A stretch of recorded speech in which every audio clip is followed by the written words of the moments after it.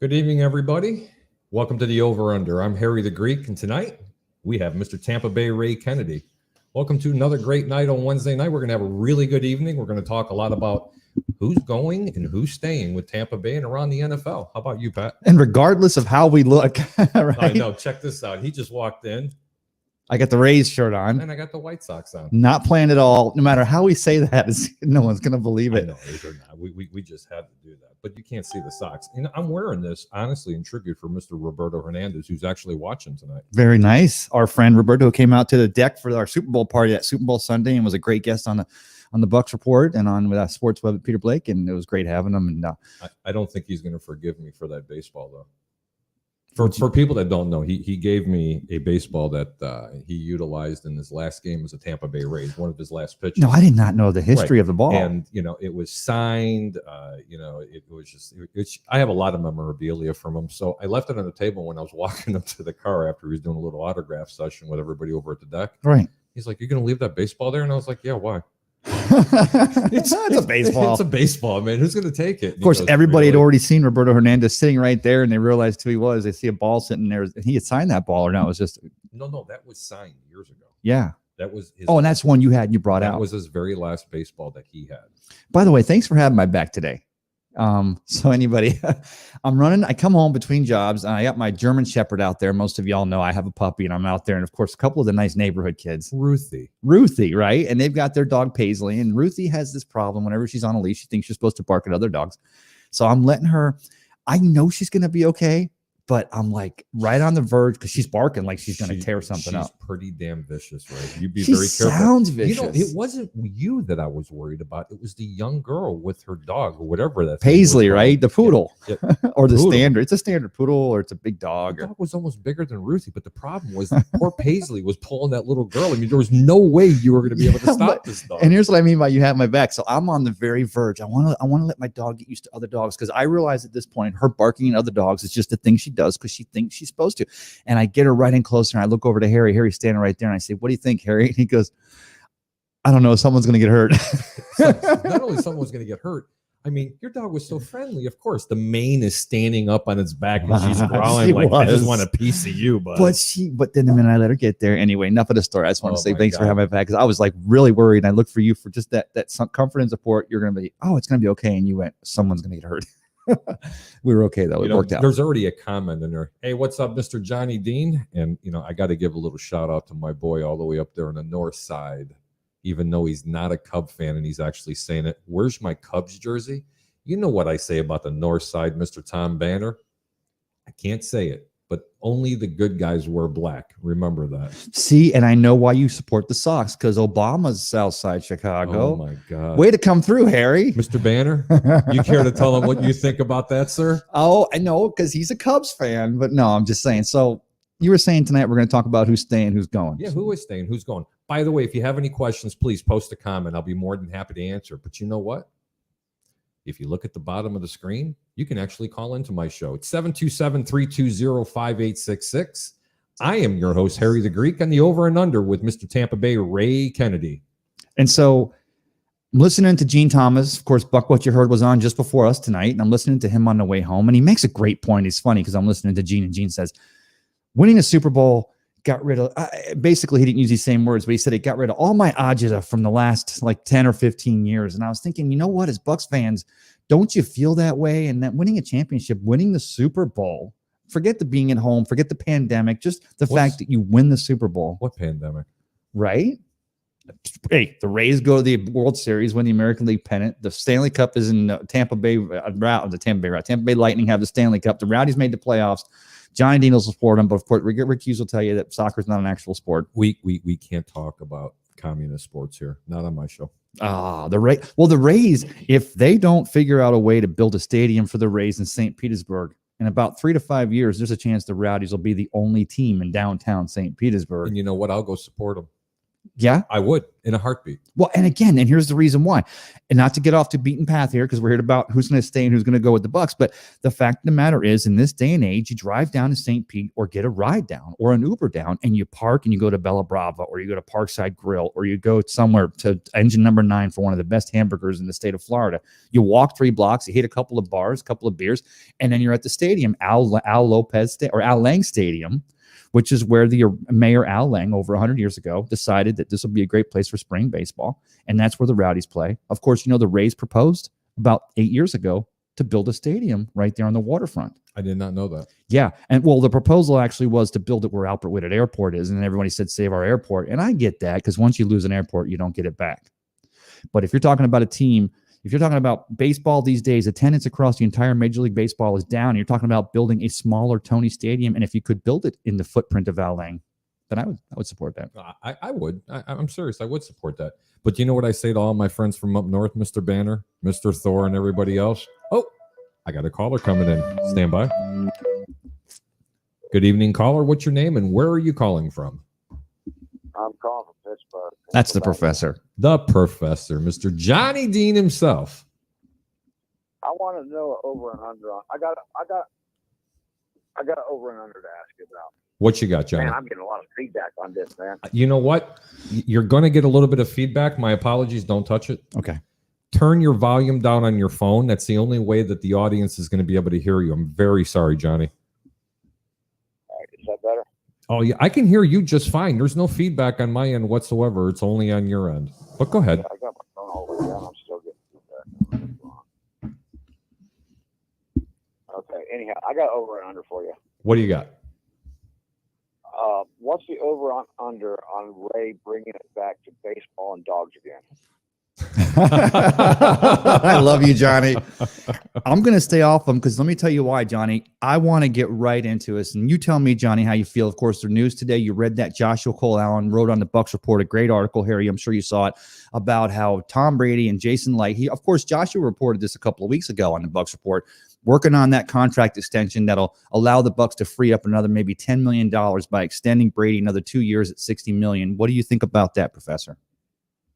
I don't know. I was paying attention to Arians and Light's interview today, and he said something extremely enlightening to me. I don't know if everybody else will take it that way, but it was very enlightening to me. Arians said that his focus is on the defense. Yeah. You can't blame him because, you know, Johnny, I think you'll agree with me that that's why they won the Super Bowl in that particular game. That was the defense. What was that? Yeah, I agree 100%. No, say it again, Johnny. I think hell froze over. You agreed on 100% with Harry. You're going to have to get one of the point buttons, dude. Now, I didn't hear that. I had not heard Arian say that. And I'll be honest with you guys. I did actually hear that. Well, I was working at the vaccination site today, had a nice hour and a half for lunch, and I already brought my clothes for work. And so I've been over the last 2 days, last night and today, I've actually rewatched again Super Bowl 55. And Devin White, Levante David, Shaq Barrett, the way they were getting after the quarterbacks and holding their lanes, and that defense played with a swagger. They brought a swagger in that game that we had not seen since 2003 or 2002, but Super Bowl 37 when we had Warren Sapp and Derek Brooks and John Lynch and Rondé Barber. But this time it was Shaq Barrett and Vita Vea and Devin White and Levante David. The defense showed up, and God, aren't we lucky that not one team even thought about hiring Todd Bowles as a head coach? Or Byron Leftwich, who, by the way, everybody knows I'm not in love with. Okay, let's just put that right out there. He did not deserve a head coaching opportunity. But Todd Bowles, I'm going to say right now, and I think Johnny's going to agree with me, at least one or two teams should have been looking for him. Seriously. Yeah, Johnny. One of two teams should have been looking for him. I agree. Should he have taken them? I don't agree with that. I think Todd Bowles is happy where he's at. I think with him being the assistant head coach here now, that he's going to get the time to develop into the head coach that he needs to be when he does go. Mm. Yep. You know what? I'm going to have to get to some of these comments. Johnny, don't go anywhere. Stand by. All right. Mr. Tom Banner, Bathhouse Berry. Real funny. Real funny, Mr. Wait, what is Banner. that? Tell me, what does that mean? I can't tell you. Don't worry about Okay. it. He understands it. It has something to do with the particular girls club that we visited one time. and I think I'm going to make him blush a little bit. It was across street from Derby Lane, but we'll talk about that some other time. Turkish Bathhouse Customer of the Year. Be nice, banner. Teresa Baxter. Hey, Harry. Hey, other guy I don't know. Hi, Teresa. I'm Ray. sure she knows you. Okay, Tampa Bay Ray Kennedy. You knew that. Johnny Dean, you mean Tampa Bay Ray Kennedy? Yes. And my main man, Mr. Yukan Ben Israel. Yasu. You know, that is a Greek word. Yasu? Yasu. Yasu can either mean hello or goodbye. Oh, I thought that meant In like Greek. if you were heading toward litigation and someone had did you wrong, you say Yasu. No. You. No. Teresa Baxter, yep. Heard that right after I hit send. LOL. Tom Banner. Mr. Chad Unglin. You can. Players were signing Stephon Gilmore, Richard Sherman, Von Miller, OBJ, Patrick Peterson, Deshaun Watson, and Des Bryant. And He didn't say JJ Watt. I'm impressed. He got through that entire list and didn't say JJ Watt. You know what, Mr. Yukan, we're going to bless you from Chicago. And we're going to hand you a quarterback by the name of Mitchell Trubisky, okay? What do you think, Johnny? Hey, Von Miller, he needs to take Von Miller off the list. He's not going out anywhere. He's in trouble. You don't think so? You don't think he's going to go anywhere? Von Miller is in trouble, dude. He's got a hell of an investigation going on into him. He's got a Please, charge do tell going us. on out there. Yeah, Hang go on. ahead, Johnny. Tell us about that because he's got a Hang on, charge Johnny. going Hang on. on. Breaking news, Mr. Johnny Dean. It's not really breaking news. It's been ongoing for the last couple of weeks. Johnny, you don't understand. You're in Pittsburgh. We're down in Florida. We're a little ass backwards sometimes down here. And, you know, we're not catching the news like we're supposed to. Go for it. Well, Von Miller is being investigated, and they're not releasing why or anything, but it's been a long-term investigation. Now it's been handed over to the state's attorney's office. Yeah, and the overtones, Johnny, because I've been following it from afar. The overtones are it is starting to it's coming to a head, and it is a little more serious than just like any. It's Yeah, it sounds very serious, yes. right, and it's going to come a lot faster than say like the December 2021 investigation, in which the case will finally come to fruition for Antonio Brown and the accusations that were made for him a couple of years back against an athletic trainer. And I don't want to go deep into that, but that's going to be in December of 2021. So that may also be a reason why the Bucks do or don't. I mean, I hear a lot of people saying they want to see Antonio Brown back. I don't think I can read this text over the air, but that Okay, now, so- now I understand what the And I apologize for the Barack Obama comment. I'll just say that. But yeah, no, Von Miller is definitely. Oh God. Now, Johnny, let me ask you this. You know, just because we're on a subject, do you follow golf? I mean, you follow all sports, everything sports, and you follow golf, and you saw what happened to Tiger Woods yesterday. I'm very sorry to hear what happened to Tiger Woods, but I'd rather watch grass grow. Really? Yes. Wow. You know what? I will gamble on 2 roaches running across this table, Oh, yeah. but I could not gamble on grown men hitting a little ball Oh, no, I agree. 400 yards away going, hey, you see that flag? Yes. We're going to put the ball in there. Yeah. Yeah. Good luck. Hit a ball as far as you can in one direction and then walk after it and then hit it again in the same direction. No, I get that. Yeah, as no far thanks. as far as over under on that, it would be under all day. But Under. Johnny, what'd you see when you saw the reports? That's kind of, you guys are kind of oversimplifying golf, aren't you, a little bit?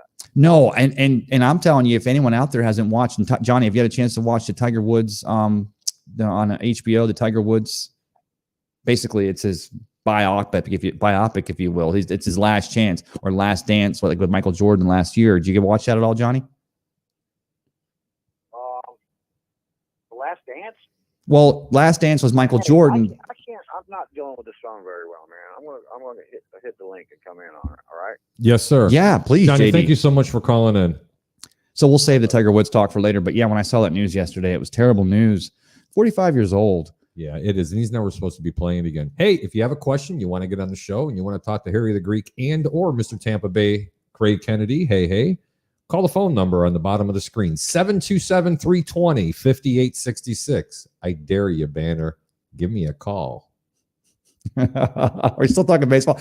Again, we were not supposed to be wearing baseball themed clothes tonight, but it was funny because I was like, you know what? I didn't have a shirt to wear. I just had to wear something. I mean, I Yeah, deliberately but did it because I last knew you week- were going to wear something race. You did not. And Yes, I last did. week on your inaugural show Yes. of the Over Under, I wore black and you wore a black themed shirt. And it was like, we That's didn't plan true. that either. It's like we are two brothers here. Wonder Powers There activate. you go, brother. But, talking about the Buccaneers, so you're free agents. You guys know how I feel about Ryan Suckup. So you got Shaq Barrett, you've got Levante David. You got to take Levante. You got to take him into account because the guy's been here since Mike Evans. He's from the old school. He's been a Buccaneer for 7 years now. And you want to keep Levante, or 8 years. And you got Dominican Sue. Now, there's a lot of talk about Dominican Sue because him and his wife are expecting twins next month, which is congratulations again to the Sue family. They got twins on the way. And he said it runs in the family and something they're looking forward to. Some people have speculated that because of the fact that he's friends with Warren Buffett and he's done a lot of investing and he's been around, they're wondering what did that one Super Bowl, of course, winning that one Super Bowl may have calmed the fire a little bit, but then what would the thought of coming back for a second in a row? Would that be something that would, if he was on the fence as to whether to play in 2021 or not? Who? Dominican Sue. You think he doesn't play, or do you think the Bucs don't sign him? Under on signing him? Under on signing him. You know what? I'm going to go ahead and bring a gentleman that's been waiting so patiently in our lobby. God, it's been such a long time since we've heard from him. Oh, my Lord, look who it is. Mr. Johnny Dean, the professor. We can't go that route. That doesn't work. How does that work? How you doing, Johnny? Johnny, long time. Really? Johnny, you there? Oh, I have to unmute you. Hold on. I'm a rookie at this. I got. I'm almost there. Stand by. He sounds better, too. Yeah, he does. Johnny, you do sound better now. I bet you're not hearing any kind of echo. No, I'm not. That was driving me insane. I was like, hello, hello, hello, hello, Make hello. that bigger. Unless you do the side by side. We Let's are try side that. by side. Well, if you try this one right here, excuse me, everybody, for 1 second. And if we go right here, Yeah, but it doesn't work that way. That looks horrible. it does. Oh gosh, Actually, the Okay. toaster looks better. the toaster is front and center on that. So JD, you were I saying always could about- read the brand off of that, man. That was pretty cool. Hey, man, don't mess with my ninja. So you're more of a fan of golf than I thought, JD. I'm a fan of the skill. I can't. Golf is hard to watch. Only somebody like the dude can watch golf. But playing golf, Why? Playing golf? I can understand why, bro. As the dude is sitting back rolling a fatty. Okay, Wow. number one, This golf is Okay. awesome. and he's topping off that little rocks glass. Yeah, there you dude. go. There you go. An hour later, he's like, "Who left CBS on? There's golf on." What the heck? But no, Johnny, you're right. Golf, and I'm sure Harry, you'll agree. Golf is one of those like Sunday. Usually, it's out of football season. It's the last of the weekend. It's about 6:15 on a Sunday. You're looking for 60 minutes. You flip it over to CBS, and then there's still golf on. And it's usually the 17th or 18th hole for the final four or the four pairing. And unless the tournament got way upside down and the winner's already in the clubhouse, you're actually watching a competitive ending to golf, and it's usually pretty captivating. But Tiger Woods just That might be your experience. My experience has been completely different. It's usually golf is on cutting into something I really want to watch. exactly no. And I say that right because like what I usually turn on golf on a Sunday, and I'm usually looking to see and I watch 60 Minutes. I love 60 Minutes on Sunday nights. In all To your honesty, point, though, yeah, there are people I follow. I follow like Rory Mickelson, and I've followed Tiger Woods since he started. I followed Jack Nicholson in his career, man. Well, honestly, on Sundays when I do follow golf, because I do watch golf on Sundays. Yeah. I follow the back of my eyelids as soon as it comes on You're within an 5 idiot. minutes, and I mean, I'm telling you, it is so soothing because all of a sudden you hear the little The golf clap. the little golf clap, and But- it's not disturbing. It's better than hearing a can of corn. It's funny because Jim Nance announcing football almost puts me to sleep just because of the reference. You know, sometimes I'd rather hear radio announcers, honestly, than watching some of the report. Some of the I would definitely things that rather they hear do. Gene. I would listen to Gene all day long, man. I Gene just Deckerhoff. yes, I love. Can you imagine him announcing a horse race? Puts club to ball. No, seriously. How about Gene Deckerhoff doing the Kentucky Derby? Could you imagine that? How about Gene Deckerhoff doing a polo match? Yeah, I listened to Gene Deckerhoff doing the Club to national ball. croquet competition. That's Look at that hilarious. crossover stitch. She just ran one in. But Johnny, the reason why I ask about Tiger Woods is, I was talking to a friend of mine. Hold on. Can you imagine the streaker with Gene Deckerhoff announcing it? Wow, it's a football game. And a basketball game just broke out. Look at the balls bouncing up and down the Wait a 15 to 10 the score. Oh my God, he lost his balls at the 1 yard line. Good tackle. Oh, wait a minute. This is your show. Okay, I can comment on that. But let me ask you, funny you should mention that. What do you guys think? This guy was obviously uber smart. Vegas is going to pay that bet. They can't. They can't pay him because it would be a breaking of the law because Correct. he made the But bet. you know what? I'm glad you brought that up. Yeah. For people that don't know, the guy that streaked out onto the field, he bet X amount of dollars himself, but he also gave it to various friends, totaling a sum of a little over $300,000. Okay. However, they're going to pay his friends, but not him because he's the one who precipitated it and actually went out on the field. But did you know the company that he advertised for? The pornography company? Yes. I Okay. don't know the company because I didn't really Yeah, you care did. I've to seen it on know. your Right, computer. sure, Don't Ray, listen to sure, I Ray. know. But anyway, long story short, he did get paid for that. But they don't have to pay him for that proposition bet, not the prostitute bet that you always say. It's the proposition bet. Right? Oh, the Vic. No, you're so white. Oh my God, Ray. But you know- let's get to some of the Hey, well, here's the comments. thing. Let me finish on this. I Though. was And going to here's ask you about the thing. comments there. Go ahead, JD. Harry. We'll let you Harry. finish. Ray. No, I was going to say though, you say that didn't pay him out on that, but it's a misdemeanor charge. I mean, it is a charge, but who doesn't have a misdemeanor? But the casino and the book reserves the right, just like if you owned a restaurant, Right. if I didn't like the way you looked and you weren't wearing shoes, I don't have to serve you. Yeah. They can cancel any bet no matter what, and they're going to be completely in That's- the right. That's almost like an embezzlement of a sort, isn't it? It really is, Johnny. Isn't but that- it was a great idea. I Is- sure as hell would. I would have put a mask over my head so people didn't know it was me, just so I could Right. collect the money. Well, the funny Right. thing is, to me, I'll compare this, Johnny and Harry. You and I have already spoke about this, but I'll compare this to a group of people purposely inflating the cost of GameStop to bring the stock up so they can make a profit. I But was then- I was guilty. I'm sure you didn't know he plays the books and he plays also the Vegas and New York. But go ahead. I'm sorry. Good to your comments. Thanks for letting me finish. Okay, not a problem. Johnny, you ready? Yeah. Christopher Cole, do we extend any of our offensive line to free some cap space? Johnny, you first. According to Jason today, our offensive line is going to stay in place. They're already signed, and he doesn't mention giving extensions out, but there's a couple of them that need extensions in order to stay, right? So Donovan evidently, Smith. I think Evidently. Donovan Smith needs to be re-signed. I yeah, really do. evidently he's going to be re-signed because the way he talked, he was positive about. They were secure in the offense. They want the defensive line set. That's their main priority. I mean, the defense, period. So the question is, if that's their main priority, where does that leave the offensive people that we're looking at? Well, you know what? That's a great question. I'm going to go ahead and take this one first. Please. First off, they'll be able to get Donovan Smith on the cheap. Okay. I mean, when I say the cheap, it's going to be a little less than what a premier tackle is going to be. Okay. Number one. Number two, there's enough tackles, and this is such a deep class for offensive linemen this year, that Tampa probably is going to be able to pick somebody up in the second. If they could probably wait to the third round and develop a player. And That's Jason Lake's MO. right? And go ahead and develop them.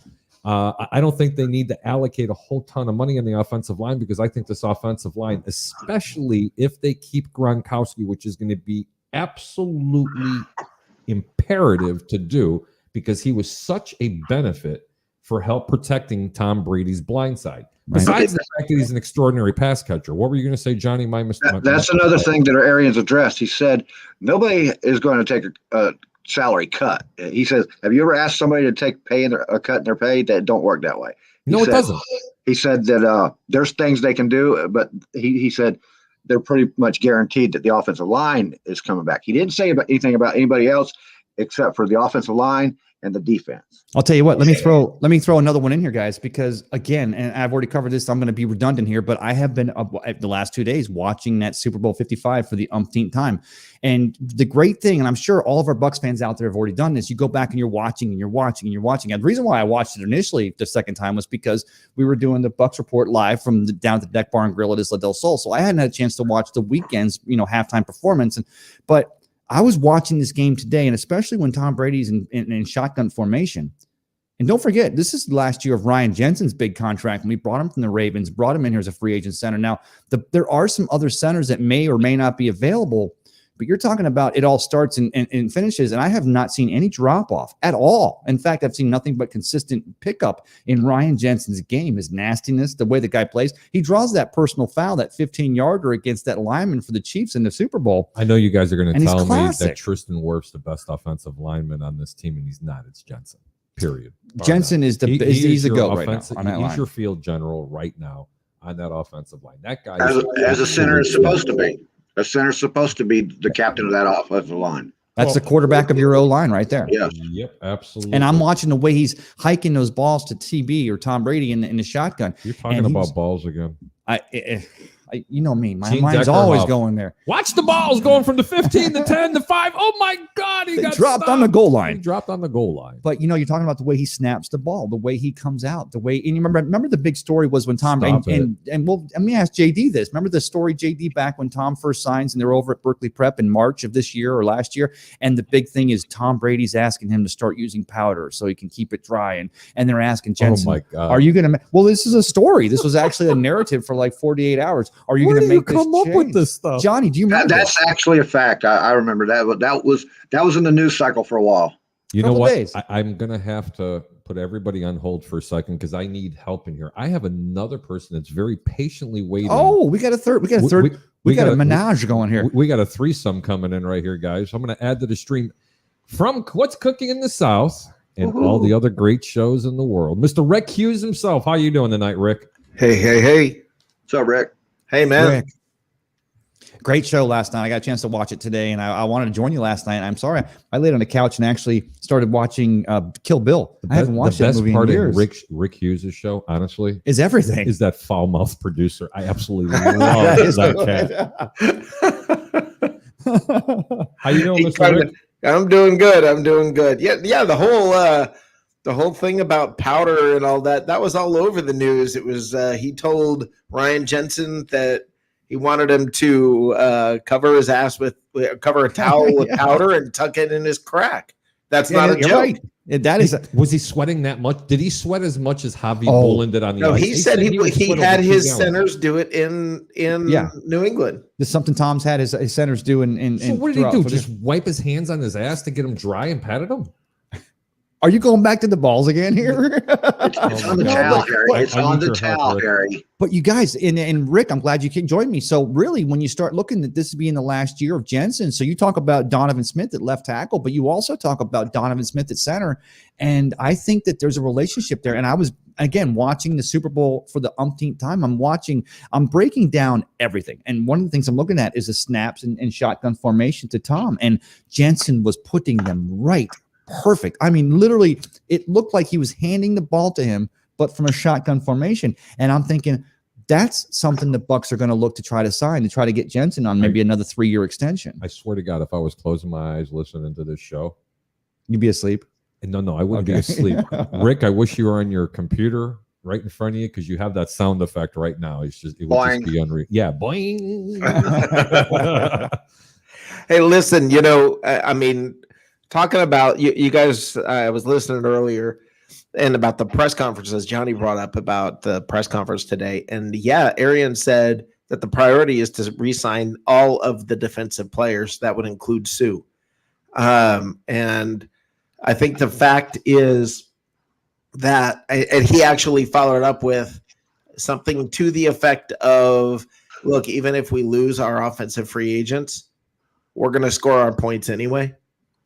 Yep, I believe that's that's- his exact words. Yeah, Right. Wow. You know, That's breaking news right there. Yep, that is Well, absolutely true. Yeah, Rick, he said before that you in go the press further- conference today. And it was, I mean, it wasn't, he didn't make it like a grandiose statement, but he basically said, we've got to get the defense signed because, I mean, if the offense is going to score its points no matter what, but we've got to get these guys back. That's Well, sort Rick- of how he said it. Rick, and I know you got some, but Rick and Johnny, let me ask you guys this though. Doesn't the yin and yang and the opposite side of me says Tom Brady's been doing this for 20 years now, and the guy's not the greatest of all time because he just walked into a luck cloud. This guy knows how to build a team. And you're thinking, well, Tom, he knows Julian Edelman's going to be a free agent. He knows Danny Amendola may be out there. He realizes we have Scotty Miller who can go into the slot. He Yeah, but realizes why do they want some of these Tyler players when they're on Johnson the is other still- end? Well, no, but I'm saying if in light of losing possibly a Chris Godwin, this kid's earned I all heard this that, Rick. money. Yeah. If What they- we heard? What? Sorry. No, I just Tyler said Johnson. Tyler Johnson is Tyler I mean, Johnson, he's waiting to yeah. get more time. They have the guns, they have the depth, they have the ability to plug in. Thank you, Rick. I'm not Thank saying it's okay to lose Chris Godwin. I'm not saying No. hooray you lose Chris Godwin, but I'm saying, look, man, if there's a position where you can take a hit, that's the it. one. That's the Yeah. one. Hey, Rick, before we go any further, you know the rules. What'd you have for dinner? Awesome. I had cheesy chicken casserole and it was phenomenal. This guy's awesome. Did you make it, I- Rick? That's what I need to know. Did you make it? Yes, I did. Okay, because I figured you had one of those supermodels come over and make it for you. Oh. Let me tell you something, ladies and gentlemen out there. This man is a absolute stud. You said it. I didn't. What? But I agree. Excuse me. Now where's the boing? Excuse me. Boing. I'm nervous. Harry's Greek. Hey, just no sheep noises, especially from you, Mr. Tom Banner up there in Wisconsin. So, hey, you guys. And let me ask you this, Johnny. Since we're on the subject of free agents and then we're talking on the offensive side of the Buccaneers ball, I said ball More again. balls. I was again in my breakdown of the Super Bowl again. I'm watching, and guys, Leonard Fournette, a beast. Now there are going to be at least 10 or 15 teams that are going to look at him as their premier, or possibly their RB1. And I'm not saying the Bucs sell the bank to try to keep a Leonard Fournette as opposed to a Chris Godwin, although most would or everyone would argue it would be cheaper. Well, no, that's what Rick just said in Arian's conference. He said that his main priority is the defense. If there's anything left over for the offense, fine, but he's not concerned about the offense. Fournette's already out the door. Yeah, Yeah. and you can I would say with almost 75% clarity that Godwin's gone, because and here I got a take that's going to be very, very unpopular. Go for it. Go for it. I get that Godwin is very talented, but has he been healthy a whole year No. since he's been here? Very, very, very good point. And I was going to mention that, guys. And Neither has that Mike is one- Evans. and that's absolutely correct, Rick. But that is one thing that I think that's one reason why I think Tampa may be able to retain Godwin, because he's not going to command as much money as some of the other wide receivers, like an Allen Robinson are out there who stays healthy all the time. Right. Okay. That is one reason why I think he might be able to stay in Tampa. I don't think he's going to. I honestly think that Chris Godwin is either going to be a New York Jet or a Chicago Bear Or an And it Indianapolis all- Colts. Indianapolis Colts. or an Indianapolis Colts. And it Yeah. all depends on if Chicago either signs Allen Robinson or they tag him and trade him, because that is the biggest thing. But now there's another team that came into the mix with Allen Robinson, him going back to Jacksonville for another wide receiver there, plus a second round pick. Well, And if that happens, now Tampa might be a little bit more forced to signing him. funny you mentioned Jacksonville, because Jacksonville, I think it's a foregone conclusion. Trevor Lawrence is a Jaguar this year, right? As of April, what day is the draft? So you're Mhm. talking about the possibility that if Jacksonville, and you've got Urban Meyer there, and I don't think Urban Meyer, but he was at Ohio State, and Ohio State has a familiarity with Penn State. And of course, that's where Chris Godwin came from, was Penn State.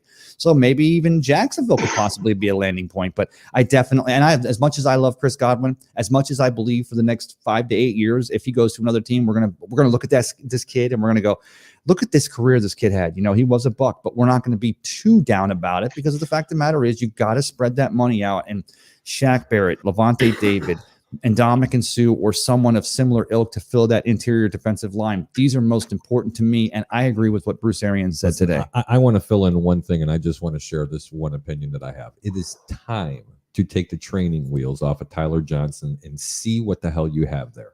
Period. I believe we're The going to do that next year. Okay. And I think if that happens, I think they're going to be just fine, because I want to see. I know Miller is, and Miller's glued to Tom Brady's hip, and that's what I like to see. I want to see the rest of those guys get glued to Tom Brady's hip. That's who I want to see. I want to see if Tyler Johnson's out there wanting to become great. I want to see if Scotty Miller's out there. Well, we know Miller is, but I want to see if these other guys that are coming up are going to put it in the way they need to be who they need to be. Let me ask you guys something funny. Something funny, guys. Who had the most? I'll call them critical big catches this year. Not Scotty Miller. lengthwise, not distance wise. Scotty Miller. Okay, it was either Scotty Miller or it was Tyler Johnson. Well, That's I don't the know. Mike ironic Evans part of going all up of and taking the ball away from those guys when he's in the middle of three people. That's pretty Oh, crucial. I'm I'll not tell you saying this, Rick. he's no. I'm not saying he's not a crucial part of it. I'm saying this season, who had like in critical moments, big catches, third and whatever, or just critical moments when you needed the big catch. Let me, hey, Rick, Scotty freaking Miller is the one who stepped up. well, let me finish this though. Let's go back to the Packer game, right? The first for that big And big Gronk. win, right? The Right. Bucs are going up against the Packers in the NFC Championship game, and the game's it's fourth quarter, late in the game. The game's in the clutch right there, and who does Tom Brady go to over the middle? Of course, there was a holding on and what a great capture by Fox. They captured the holding of the white T-shirt underneath Tyler Johnson's jersey. Oh, But in they the get Green Bay game? Yeah, Yep. and they Yeah. get the Bucks. But the fact of the matter is, bury the lead. Who did Tom Brady go? Of course, you want to go to the receiver you're least likely to go to, but Tom Brady, it showed you right there, even though it ended up being a holding call, he ends up showing, it shows you that Tom Brady has the trust to go to Tyler Johnson. So that starts to build that narrative. And again, guys, the last thing TB wants to start to do is think that he can throw other guys under the bus, because Tom Brady's never done that. In fact, ask Antonio Brown, ask, who was the wide receiver that was so much trouble that the Raiders brought in there? The was always smoking marijuana. I forgot. Josh Gordon, right? Yeah, just Yeah. name a wide So, receiver. but Tom Brady's always went to bat for his players. He's not going to ever say he doesn't want Chris Godwin here. In fact, TB's going to tell you, if you're asking him to get straight up, if he can get a hold of him, between, having parties on the back of his $2 million boat driving through Tampa Bay, but he's going to tell you that he wants everybody back. But he goes to Tyler Johnson late in that Green Bay game, and I think that shows you that he has trust with these other receivers. But I agree Remember with that you. monstrous third down? Matt Colson, God bless him, came up with the perfect name. He calls it the Matrix catch. When Tyler Johnson did this bend over, turn around, backwards third down, win the game. Yes. It was a fantastic catch, but there is one thing I want people to start pumping the brakes a little bit. Okay, especially with Tyler Johnson and Scotty Miller. Although we know Scotty Miller is a very dynamic receiver, but these two receivers, I can't say it about both of them. I can only say about one of them. They're situational receivers. Yeah. They're not a Chris Godwin. They're not a Mike Evans. They're not an every down receiver. And You've what I'm got trying- your every down ones. Well, I understand. that, When you but- asked about the crucial catch, yes, sir. the most crucial catches came from AB. Oh, Antonio Brown, they did. But let me finish my point here. Do you think? Yeah. It's a combination. It Wait, takes, wait. it's a village, that Yeah. makes everybody okay. Right. And then you do have a Scotty Miller who's able to peel the top of the defense off, and you always have to respect that speed, so you're not bringing that eighth person down into the box. Right. That is what opens up your offense, ladies and gentlemen. Let me explain something to you. When you have a Scotty Miller on your team, and he's able to command safety help as well as a corner, Mhm. because you cannot trust the fact that goes over the top that opens up every passing lane. That is why Tampa's offense is so good. Nice. Because when he's on the field, it opens up a lot of different passing lanes. But I was serious when I said that about Tyler Johnson. It's time to get the training wheels off and let's see what the guy actually has. But guys, so I wasn't against Antonio Brown, but of course I was at that point when we're trying to get him in here. I was like, look, we got it. We're stacked at the wide receiver position. So let me ask you, Harry the Greek, and then you, Rick, and then you, JD, are any of us going to be shocked if the Bucs somehow work a way out and it's not going to be either, I don't want to see franchise or a long-term deal, but are any of us shocked if the Bucs do sign, Godwin to a nice 1-year deal just to keep the game together, come back for 2? I can answer that question with a question. Please do it. Who would you, financially speaking, now remember, when you franchise a guy, you're giving him the top dollar at his position. Okay. 17.7 million. It would be for Okay. Let's Godwin. round it off at 18. Who Who's counting? are you franchising? Who would you franchise? Somebody like, say, Fournette, and I'm just throwing that name there, He won't or play. Godwin. He won't Now, I'm just throwing the name there. I'm just giving you an example. Don't jump on. Oh, I'm not taking Fournette. Don't do that. That's tough. Oh, so you don't like Godwin, huh? No, I love Godwin. I know. I'm kidding. I'm kidding. What I'm saying, you guys, do you agree with me now? And watching that Super Bowl again, I'm watching this breakdown, and I'm actually thinking that Shaq Barrett, and guys, you know me, I've said How that can Shaq you is a product do of the that to that system. guy again? I'm saying Shaq Barrett's a product of the system. And I'm not saying, but I'm looking at the Super Bowl again and watching the pressure. He not only maintains his lanes and gets the edge, he gets the edge and secures it. But then when the quarterback goes deep, when Mahomes goes deep in 55 so many times, Barrett's right there applying that pressure. And I'm watching this and I'm like, you know what? Maybe for at least how can you do it? Well, if you franchise them, they're still paid at the top 5%. They're still paid among the top 5 at their position in the entire league.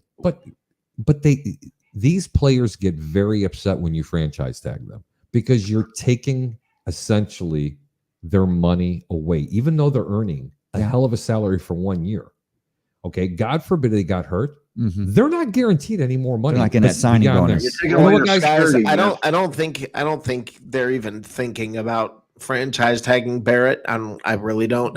If you listen to the press conference Yeah. today, I don't know that they're even going to franchise tag anybody. They said there are more people willing to, that they already know that there are more people willing to restructure, that there are ways that they can pull the money out that they need to. And I mean, it is my honest impression, especially after listening to the press conference today. It was the stuff we talked about on my show last night. My honest impression, and it's stronger than ever, is that the defense is all coming back. The whole crew is coming back. Yes. I agree And with the exception of one player, Rick. You're going to say Dominican Sue. That's it. no, it's not. Well, It's just not. Harry Dominican Sue's coming back. He is coming back. Well, I'll tell you what, if he's playing football in 2021, and again, if anyone in the world can afford to move their entire family, it's a Super Bowl. It's an NFL player, right? Because if I tried to move my family, it costs us a lot to move across the street. But again, Sue and his wife, beautiful wife, they're going to have twins in less than 3 weeks. So he's probably anchored to the Bay Area at least for another year, if not long term, depending on how his investments with Warren Buffett are going or what part of the country and or world he's a lover of France that he may want to live in.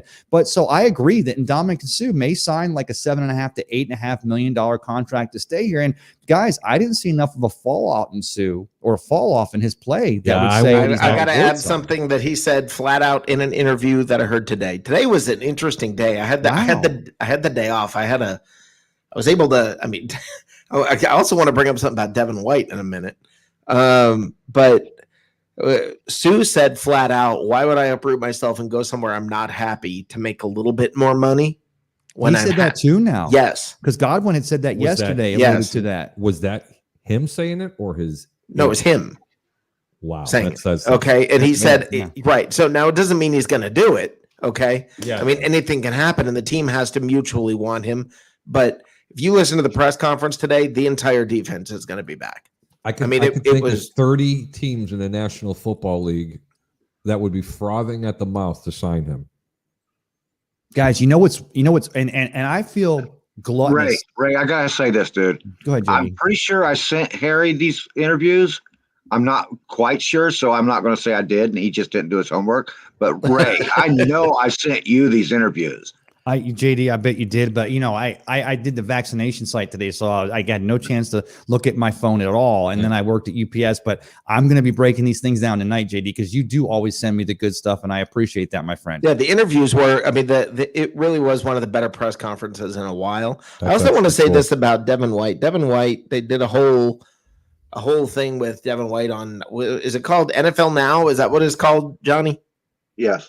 Okay, where they interviewed him and they talked about him riding the horse, through the stadium, and they went through that whole thing, and it was a great interview with him talking to about the Pro Bowl and about how he had the conversation with Brady that said there's a different bowl we're interested in.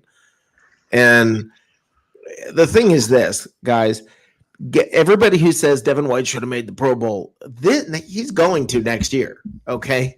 Because of interviews like what happened today, because of the fact that they made the playoffs and did what they did in the playoffs, because of the fact that they made the Super Bowl and did what they did in the Super Bowl, Devin White's in the playoff. I mean, is in the Pro Bowl next year. So without doubt. yeah. I mean, this He'll is get what it snubbed takes. again.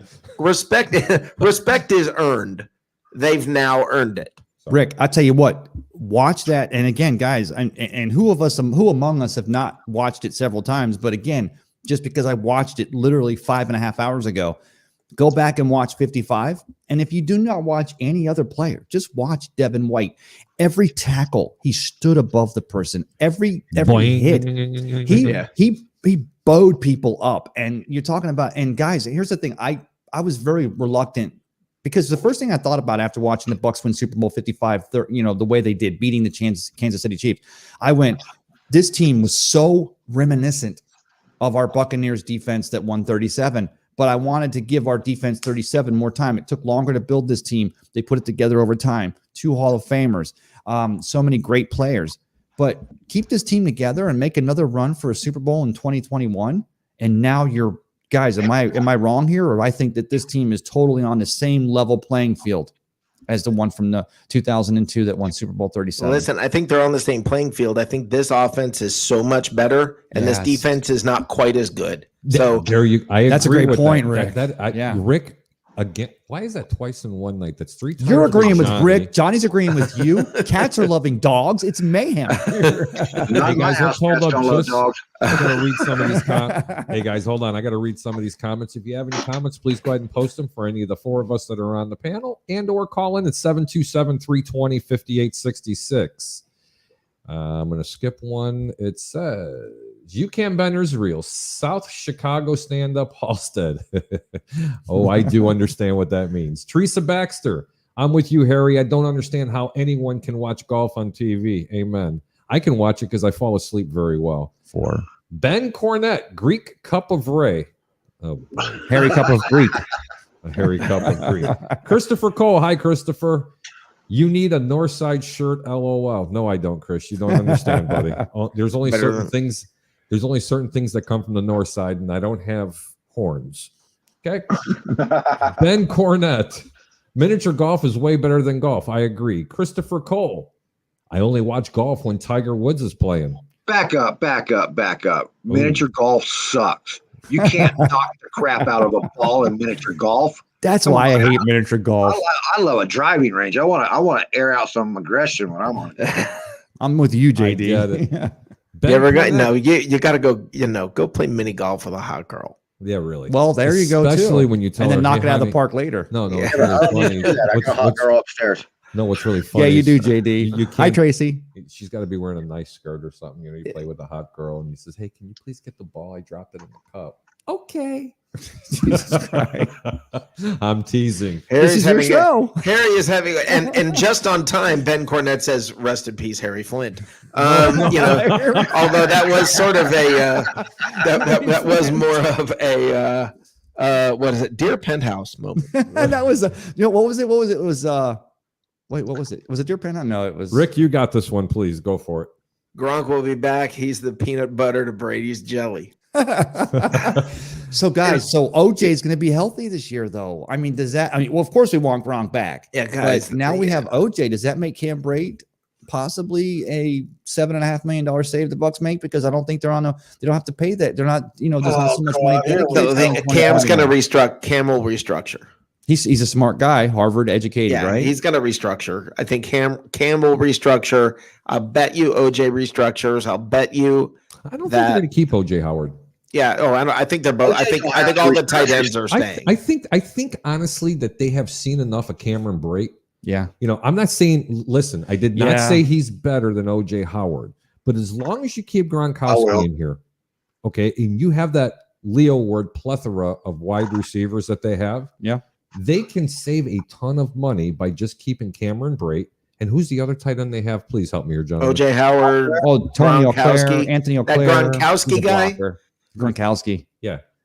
Guys, do you believe that Brady and You know he's Gronkowski? Greek, right? But Gronkowski and Brady now, of course, 14 touchdowns in the postseason. NFL. All the I care history about of the is two. Of NFL. them. They have All I them- care is two. those two were huge. But you're talking about just again the poetry of 2020. It was just it was amazing. Rick, Let me- I wish he would have had that third one for you, though. Honestly, Yeah, or the guy I that know. dropped the. I I know. don't remember who it was. The offensive lineman that dropped the ball in the we end won't zone. talk about it. Back to the comments. Was that Pat Haig? C- No. Yes. Was that Haig? Yeah, it was Haig. By Pat the way, I Simpson. wanted to make a ahead. quick comment. Sorry. Go ahead, You guys go were ahead. talking about who the best offensive lineman is. I don't know that you can say very clearly who the best offensive lineman is. I think you had a lot of guys who stepped up this year. You cannot say Jensen is better than Wirfs. They're just playing different positions because you almost cannot play the position better than Wirfs did. It's impossible to. He allowed one sack Yeah. the entire freaking year. Who was So- that against, by the way, Rick? Oh, Khalil Mack. Oh yeah, Well, that's the right. center- I forgot. And that was a huge wait, one because wait. it was a WWF. That's his match. big bragging. Yes, great. And then you sat at home and watched us play the Super Bowl at our home. Boom. That's right. Hang on. I could do this to Rick. Rick, Hold on. I know how to by do it. by definition, the center is always your best lineman because he's got multiple jobs and he's doing them with one hand to begin Well, with. but I understand. That's why I said you can't compare them. That's what I said. I didn't say he's not It's the phenomenal. most. Yeah, he's the general. So you basically always say that the center is your best offensive lineman because Okay. You know, he has there's so much guys, to take care of. Well, let me say though, because I took a lot of flack because of course it was way back. It was early in the pandemic. It was before it was back in April and they had that offensive line summit in Texas and the tape came out with Ryan Jensen and he was doing the chicken wing eating contest and it wasn't just him. It was all the O linemen that were there. But I had wrote an article for Bucks Report and I really, again, I apologized in time. And I don't apologize because I felt I was wrong in writing the story. I thought it was kind of in bad, a little bit of bad taste. It was like, hey, there's a pandemic going on.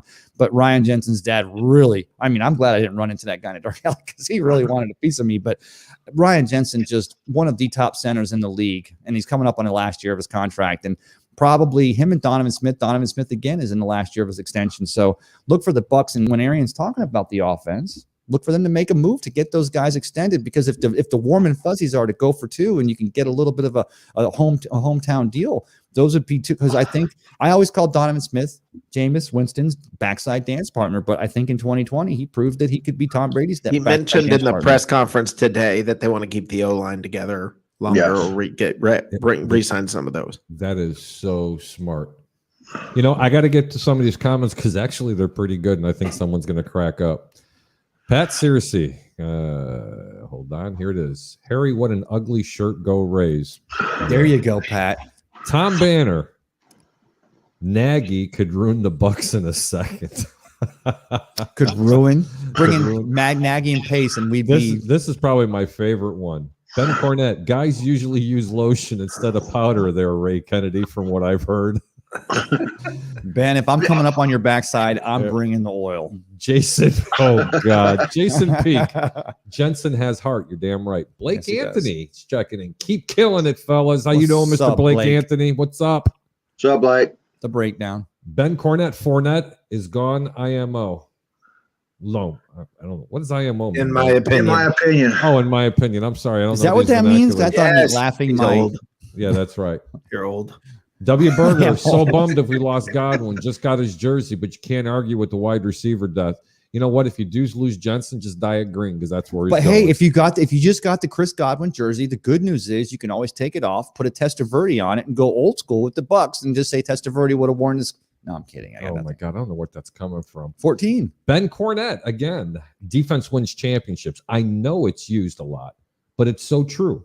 Barrett, Levante, Sue, get them signed first. Amen. I agree with the exception of one of them. No, Ray. I understand where that exception comes from too, and I know you guys hated him in the North. Get over it, Harry. He's gone. He's down here now. You don't have to worry about him. I know. I can't. You know what, Johnny? A man that finally understood me. You're the first person that understands what it is. Want to watch? Well, yeah, you want to watch Harry's head explode? No, don't say it. Do it, Rick. I'm going to give you the Peterson. Adrian Peterson. Now I can do it. Now every time you mention Josh Rosen, Here we go. Josh Rosen. You guys got to do the we're not worthy thing, man, because you had that perfect.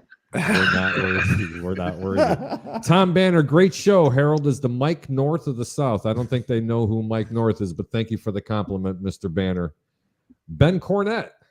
See, Rick Hughes knows what I'm talking about when it comes to miniature golf. Yes, Rick Hughes knows miniature golf, folks. The single guys do. I'm not saying a thing. This is like a minefield, right? No, this really is. Ben Cornett. Doesn't Brate make more money than OJ? That's a great question. OJ's still on his rookie contract. No, it's the same. No, it's almost exactly the same. Literally almost the same. Right, but OJ's in the last year of his rookie contract, and the Bucks would have had. They'll have to decide. In fact, guys, am I wrong here, Rick? I'm putting us all on the spot. If it's the last year, we drafted him in first round out of Alabama, and we drafted him in 20. Was it 18, 19, 20, 20? 18, 19, 20, 21. So maybe we have to the end of this He has season. one more year. Right. We'd have to decide by the end of March of 2022 Right. if they're going to do that, carry him on a 5th year of his Right. option. But The I best like deal what is you to said. see if you can find a sucker to take him in a trade right now. Well, because look at all the quarterbacks that are moving, the offense is coming in. There's going to be places. Remember this guy? I said this about OJ coming out of Bama.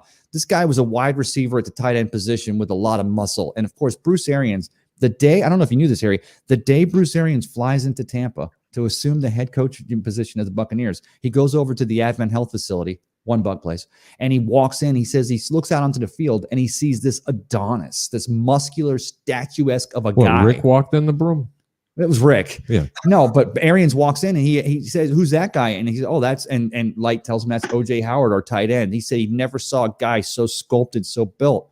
But of course, guys, I think the biggest catch that OJ Howard had since he's been a Buccaneer was a foul ball at a Rays game. So, Probably.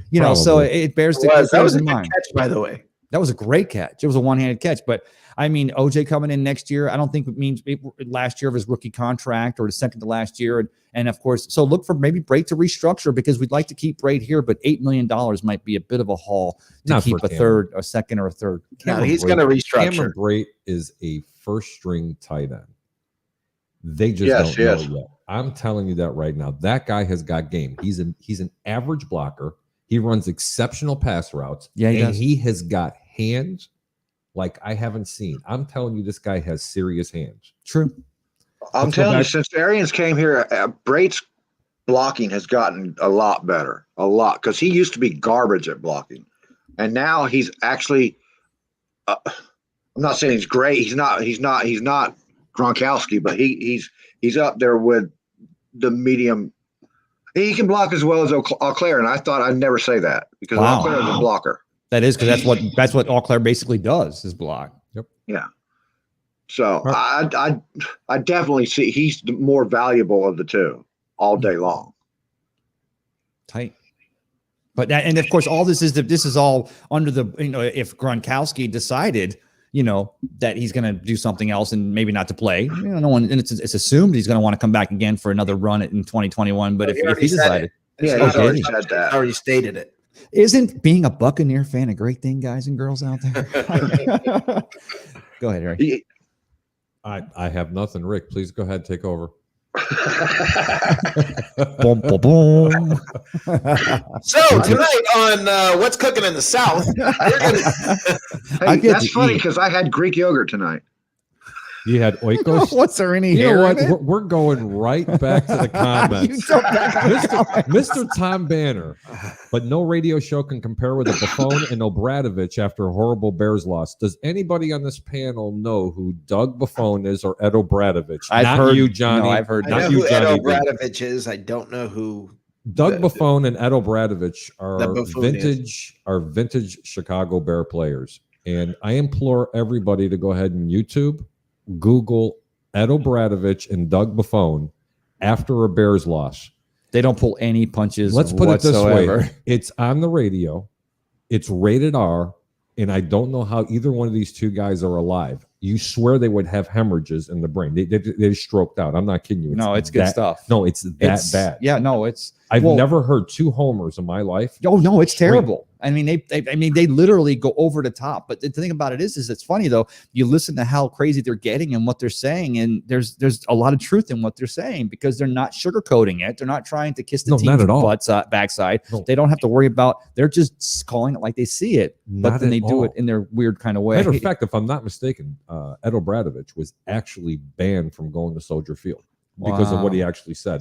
But I think they. So I already don't made get up. what are you saying? Are you saying they're good to listen to or they're garbage? No, they're extremely good to listen to, But they're and not it's- politically correct and- from a and they're team not- standpoint. They're not politically correct. Oh, okay, They okay, tell you gotcha. like it is, and I'm telling you, when they're brutal, I mean they're brutal. Hey, Harry, can I take a second? Sure. So basically, guys and girls out there that haven't actually seen these two guys yet, they're basically like the Bucks report. So, right. And I'll say this because here's what we're doing.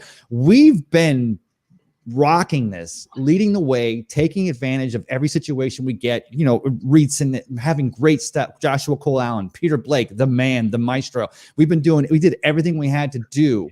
And even when we were on a cusp of getting those media credentials, which is great because we love the Buccaneers and covering this team because we all have a passion for this. But then 2020 hit and there was a pandemic, and we have decided we're doing anything politically incorrect. We're not doing anything wrong, but we're basically going to call it like you see it because that's how we want to call it because we're fans like you are. We're not homers. We're not going to do it unprofessionally. That's but why we're I calling do it like this we show. see it. That's why I honestly Exactly. like to do this show Well, that's because why. we give genuine opinions on what we're seeing. I think we're critical when we need to be. Bingo. I think we're a fanboy when we need to be. A little bit, but Okay? yeah, I mean, And there's nothing you wrong can't with help that. that. There's nothing wrong with it. It's a This is a passion. Tampa Bay Buccaneer show. Okay. We Yeah. can talk about football. We can talk about baseball. It's just no golf, for God's sakes. And we do give an honest opinion. How about soccer, Rick Hughes? Can we talk about soccer? I don't care if we talk about soccer, just not minor league soccer. I understand. Back to the comments. Good. Ben Cornett. Damn, Ray. At least invite me over to Rick's house for dinner first. LOL. You're the one who might, because Harry makes it. Ooh. Don't tell him. Ben Cornett, 2017, OJ was drafted. You can Ben Israel. I just 17. love So this that would guy. be 17, 18, 19, 20. So yeah, were we supposed to have extended? Guys, I'll have to look into this. Maybe we would have had to have placed No. a tender on him for this year. And here's something I No, didn't we did know. not. Tom, this is We something I didn't. didn't Well, we didn't know. place one. I know that. Very sad day in Chicago, guys. I did not know. he 5-year passed away. contract, Ray. Rest in peace, Doug Buffone. Oh Lord, I did not know he had died. I did not know he had died. But I'm telling you, Google it. You said Google it, yeah. You definitely need to Google it and put him on YouTube.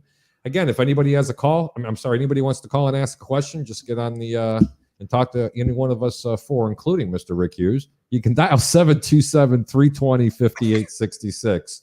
I had to throw Rick Hughes' name in there because someone actually may call because he is the celebrity here. He is. This guy's I got want more. to break down your guy Yakin's comment. Guys got more shows than a. Now, than you a started. flasher. You started earlier when I first called in. Mm-hmm. Yakin. Yeah, you can. I like it. You can Ben The Israel. It just the sounds people better. that he has on that list. I'd like to break that down. What list? What did I miss? But he was kidding when he said that. Okay. I don't know though. The list wasn't too bad. That's not over exaggerated list. That's a that's a good list. Here we go. It's just- Go ahead. We have it on the screen there, JD. Players were signing Stephon Gilmore. Let's start there. Stephon Gilmore, over and under. Is he coming? Oh, come on. Yes, he's joking. Gilmore, yes. Richard Sherman, Richard yes. Sherman. Come on. down to the bench. Deshaun Watson, Richard- Des Bryant, OBJ. Come on. Okay, Guys. these are the people that are being linked to the Bucks, though. I mean, he might be just going off that list, and this is a list that really Deshaun Watson? irritates me. Des I Bryant. think there's sarcasm behind what he's saying there. Yakin, is that sarcasm or am I misreading? It doesn't you know matter if what? it's sarcasm, Rick. What I'm telling you is these people are actually being linked here, and Linked that's by- what I wanted to address that Well, because then of that list, though, then Stephon Gilmore's, I think, your most, and Richard Sherman, who, of course, we find out that the Niners are not going to carry Richard He's Sherman again this going year. to the Jets. Listen, guys, Have you listened to Jacob?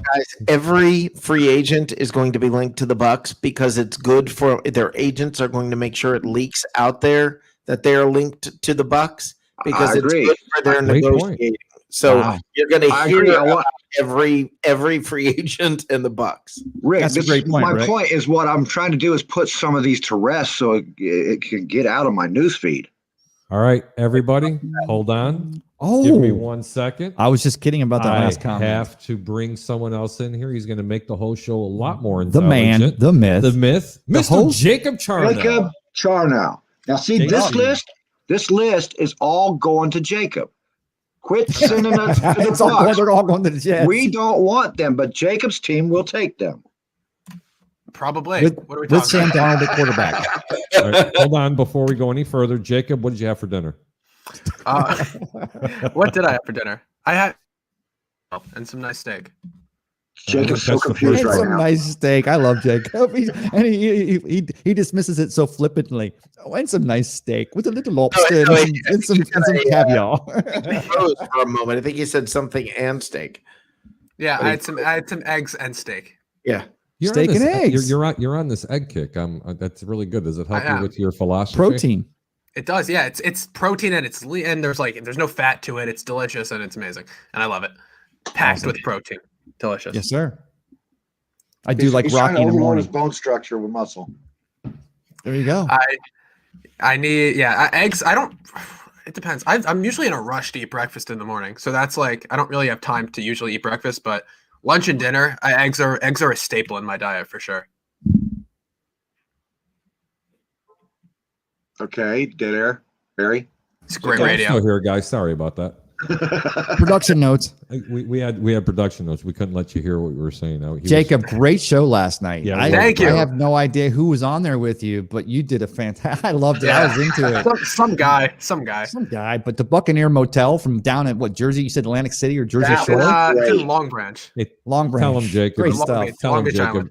Tell him, Jacob. You got a guy, all right? Yeah, I got a guy. So Jacob, Rick, did you ever catch Jacob's show from last night? No, I've not. Oh, you It's gotta good stuff. see that Buccaneer Hotel thing he's got going, man. That's pretty good. That's awesome. the dude was up on top of the sign. I'll The take all. dude was on the side. The was dude great. abides. The dude abides. Uh, So Jacob, we were talking last night. So let me ask you this. Let me move it off the Bucks for 1 second, real quick. Sam Oh Darnold. God, not the Sam- Rays. No, the Sam Darnold. I'm not going to talk about the Rays, JD. Sam Darnold is Sam Darnold. You're starting to come around to the fact that maybe the Jets could use that big draft pick they have at number 2, right? yeah. To possibly build a bigger, stronger team for Saleh, that defensive-minded coach that now is the Jets head coach, or are you still pretty much set on the Sam Darnold not being a Jet in 2021? I'm pretty set on Darnold not being a Jet in 2021. Wow. He's I think staying a this- Jet, and the Jets are going to go 9-7 this year. You heard it from me. Get him, Rick. So much for the show getting smarter. What do you mean? What do you mean? What, people don't agree with me here? I think they're going to go 500 this year, if not go a game over 500. I honestly think that the Jets are going to turn it around this year. They had a lot of pieces on this team, Right. and they have a ton of draft picks. I think if they get a running game, Yeah. this team is going to be dangerous. A Leonard Fournette. That's a very Ooh. strong possibility, but they have to keep Sam Darnold to do that. They're drafting Travis Etienne. If Ooh. they draft a quarterback, they're going to win less than 5 games this year. Oh, if they're Sam without a Darnold's doubt. playing quarterback for this team this year coming up, I'm telling you right now, you heard it from me first. I don't care what the over and under is in their wins. It's going to be 3 or 4 games. I am going to pound the over. Did you guys notice? So Harry, Go ahead. wait a minute. Here at Harry. first. You weren't on my show last night at the right time if you think you're hearing it here first. Well, yeah, Last Harry. night we went on for an hour and a half about this. No, what I'm saying, you heard it first that I'm going to pound the over. Okay. You can pound whatever you want to pound whenever you want to pound it. That's I got why- one question, Harry. If you're going 9-7 with Sam Darnold, what would you do if they got Deshaun Watson? God. Mm. 11 wins. Oh my God. Wow. And that's what you're hoping for, Jacob, right? No I- wonder Jacob likes you. I didn't Hang even on. think about that, but I Hang listen. on. I got to put, I'm going to say it again. 11 wins. Look at Jacob's face. Just Your first smiling. reaction was the best. If This we is get grooming. 11 wins, oh, the things I do for 11 wins. It's called grooming.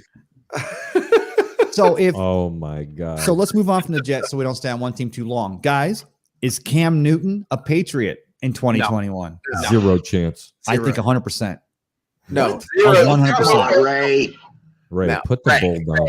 Oh my God. You're that So that is that now see here's the thing. We've gone from one kind of absolutely come on to another kind of absolutely come on. Listen, guys, Neither of those things are happening. The Jets are not going over 500 and Cam Newton is gone. Okay, guys? wait, Come Rick, on. let me ask you this. So Bath salts will kill you. Cam Newton, hey guys.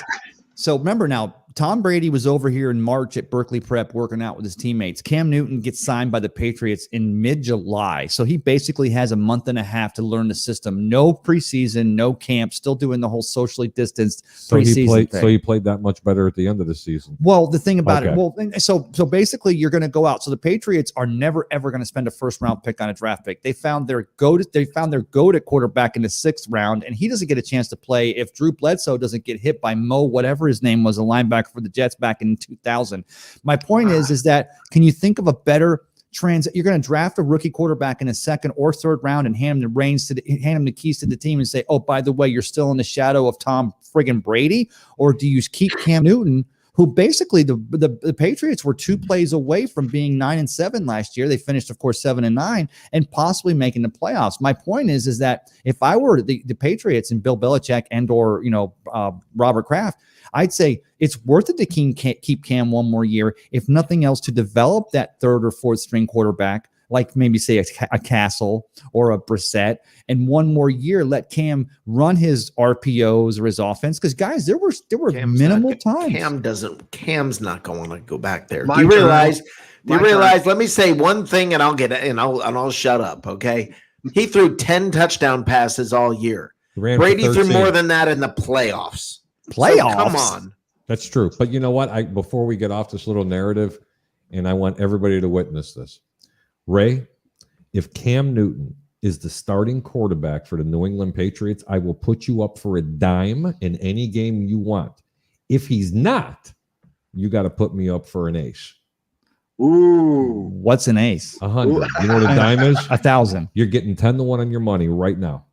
I can't afford an ace. Hey, Jacob, you want to back me on this one? Yeah, I'm 17 years old. I have no money. Oh my god. Ray, what are you doing, man? Jacob, I'm Jail for 51 that, and I'm in This worse is my shape than job. you. This is my job. I'll do the same thing with you, Harry, when it comes to that Jets prediction. Ooh. Holy cow. Hey, No, it's no, my no, turn to hold on. make Rick's head explode, okay? This is truly the over-under now. Hang on, Mr. Rick Hughes, Josh Rosen. Let me explain something. Look into your screen so you could see my face when I tell you this. I'm betting the over because it's going to be about 4 wins. Oh no, the over is fine. But you said they were going to have a winning record. If Well, yeah, I'm Sam predicting Darnold's that. back or Deshaun If- Watson if, came in. If Sam Darnold is playing quarterback, who's whispering into the phone? Adrian Peterson. Oh my God! Who said that? you Oh, that guys- was Rick.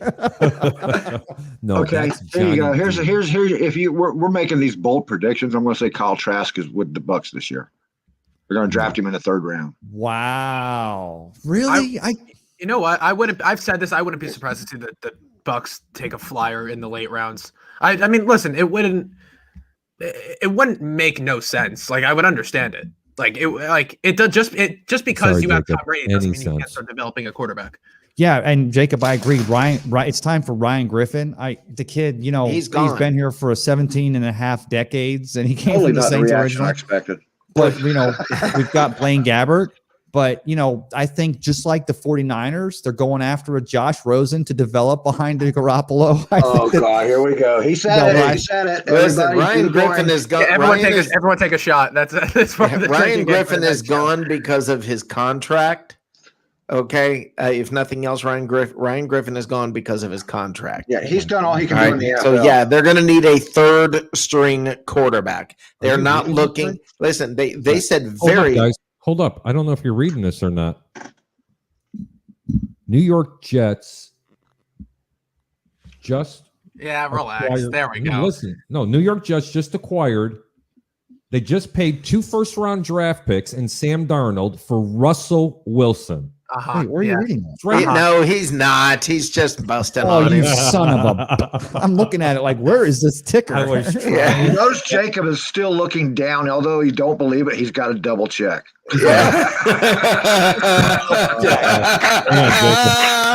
Way to go, Johnny. Jacob for Sam Darnold for Russell Wilson. Oh, guys, there's that pregnant pause. It's so awkward. I had to do that. But no, Like a relief pause. or Listen, something. hey, in the press conference today, they made it very clear they're drafting for the future. It was fun to hear Jason Light say it's the first draft I'm ever going to get where I don't have to draft for any position, that I can just draft the best players and draft an edge rusher. draft for the future. And that's kind of a cool thing to hear him say. That imagine the the constraints that are off him now and how he feels about it. guys, Rick, so when he imagine- said that, I needed the boing thing. Yeah. No. So That's imagine how I this. felt. Let me take you guys back just for a second. Give me a minute here. Take him back. It's 2003. The Bucks just won Super Bowl 37. Rich McKay and John Gruden are already at fighting odds, hating each other. By the end of the season, by the 15th or the last game of the season, Rich McKay would be the GM and general manager of the Atlanta Falcons, who came That's in right. to close that season at Raymond James Stadium. And of course, we bring in Bruce Allen, who would end up helping John Gruden completely or continue to Dismantle. completely dissemble or dismount the entire team. And here we are in 2021. We win Super Bowl 55 for our second Lombardi, and we have a general manager, a head coach, and the GOAT at quarterback, and they're all in perfect alignment. It's great to be a Buccaneers fan. And the next head coach in line, I believe. Byron Leftwich. No, I don't think it's going to be. No, I'm Todd kidding. Bowles. Yeah. Without a doubt. I mean, and I love it because then it goes right back to the John McKay and the originality of the 79 worst to first and Tony Dungy and a defensive minded team. Guys, in the heart of it, as we have the best offensive quarterback in the history of the NFL, at the heart of it, the Buccaneers are still a defensive minded team. We just have them looking over here while we're doing the magic over here. And by the way, they did confirm today. They did confirm today that they are talking about extending and restructuring Brady's contract. So it's confirmed that Brady is staying longer than just next year, that he is looking, that he will be signing for a longer contract. Well, he can't get he can't get his three-peat with just what he was signed for. Let's not. I love you, let's- Johnny Dean. Let's not get ahead of ourselves here, guys. I'm not. This is I'm just also- following Brady's lead, man. This is also a way to generate more cap space, so they are able, as we were alluding to earlier in the show, True. about trying to keep a couple of other players. This will be able to keep a Levante David and possibly a Shaq Barrett, but Shaq Barrett's going to really require some serious dough to keep him. That's why I say if Todd Bowles goes into Bruce Arians and Jason Light's office and says, look, the entire world doesn't know this, but Shaq is a huge part of this defense. The pressure he applies makes my back end look really great. He lets Devin White and Levante be free roamers and just pop people. If Todd Bowles walks into Jason Light's office and says, I need Shaq Barrett to be at left outside defensive end, but we know, or a linebacker, but we know as a DA, I think that maybe, just maybe, that could be where your franchise, Are if we the Bucs still- use the franchise tag. Are we whispering again, Adrian Peterson? Adrian Peterson. Can I throw something out there real quick? I want Please do. to. So, I think there are probably 30. I think every other team in the NFL would love to have Todd Bowles as their defensive coordinator. However, I think coming from someone who had him as their head coach, you don't want Todd Bowles as your head coach. I agree. Well, hold on. No. Todd Bowles is being The jump- trained. Let me explain. The jump to be your next head coach, the jump from Bruce Arians to Todd Bowles is drastic. The jump from Rex Ryan to Todd Bowles was drastic. It did not work out. Todd Bowles does not have the energy to be an NFL head coach. He is one of the best defense coordinators that I have ever seen. But I don't think that he has what it takes to be a head coach in this league. And I love Todd Bowles. I have got to agree with you to a degree there, because I have do watched too. Todd Bowles, and I really followed his They career. said, when he went they from said the Arizona. same thing about Dungy. Oh my God! With even more so, right, Rick? So Dungy Yes. was the guy in the box that they figured had no personality. Yes. He could not route a team, but They his said the same character thing about Dungy. built the I hate to say I this, cannot please. expound Who was the head more coach than I before need Tony to Dungy? about what a head coach is. Sam White. A head coach puts the right staff in place. Todd Bowles right now is being trained as an assistant head coach to know how to do these things. He was not trained. He went straight from defensive coordinator to New York Jets, which is a brutal system in the first place. Okay. Wow, good New point. York is a brutal place to be. He had a Just- rough. He just did have a be. rough GM. Yeah, no. You Okay. guys, don't forget that Sam Darnold, that last season of Todd Bowles as head coach, and Jacob, you and I have talked about this. Sam Darnold had his best 4-game stretch ever as a pro, and now you're talking about departing from the first round pick the Jets spent 3 years ago on Sam Darnold. You had a coach, and this goes back to the defense that the Bucs patent 55, and how the Bucs had the offense that let the Buccaneers defense strive even more, but it applies the same way. When you've got a great defense, it takes the pressure off the offense and it can make them play better as well. Yeah. Listen, if you look at it and you go, okay, there's this head coach who wasn't he was in Cleveland, and well, that didn't work out. So, he's not a real high energy guy. So, you he's not even real player friendly. So, what do? You end up hiring him in New England, and his name is Bill Right. Belichick. Okay. You don't have to Yeah. be a high energy guy. Right. It's about it's not so much. It's not always about the Jimmys and Joes. Sometimes it is truly about the X's and the O's. It goes both ways. No, I think it's about both, but I don't think you have to be jumping up and down and screaming to get the players to do it. If you have Todd Bowles in this right now, if Todd Bowles was the head coach of this team, they would do just fine. Thank you. Well, and Jacob asked the question, who was the Buccaneers coach before Tony Dungy? It was Sam Weish. And of course, Sam Weish goes back to, he played quarterback. Extremely at the high pro energy level. coach, by the way. Very Yeah. high energy, was the offensive coordinator and quarterbacks coach for the 49ers. And he helped develop under Sam Bill Weish- Walsh. Sam Weish was a complete Richard. Well, but Sam Weish and Rich McKay Hey, Sam watch Weish it. was the coach when they bring in Hardy Nickerson as a free agent from the Pittsburgh Steelers, which, by the way, guys, quick show of hands. Should Hardy Nickerson be in Ring of Honor? I don't know who that is. Hardy Yes. Nickerson? But Jacob, you'll know him. Just Google him. Number Google him. 56 with a chipped tooth, but he changed. Can you see my hand, Ray? Yeah, I'm like, I what good see was you. that when you've got two Johnny, I people on see here? your that hand, aren't- but I didn't think it was going to be down there. Hey, I got a little statistic, man. In this coaching staff, they had multiple calls coming in for coaches, right? How many of them left?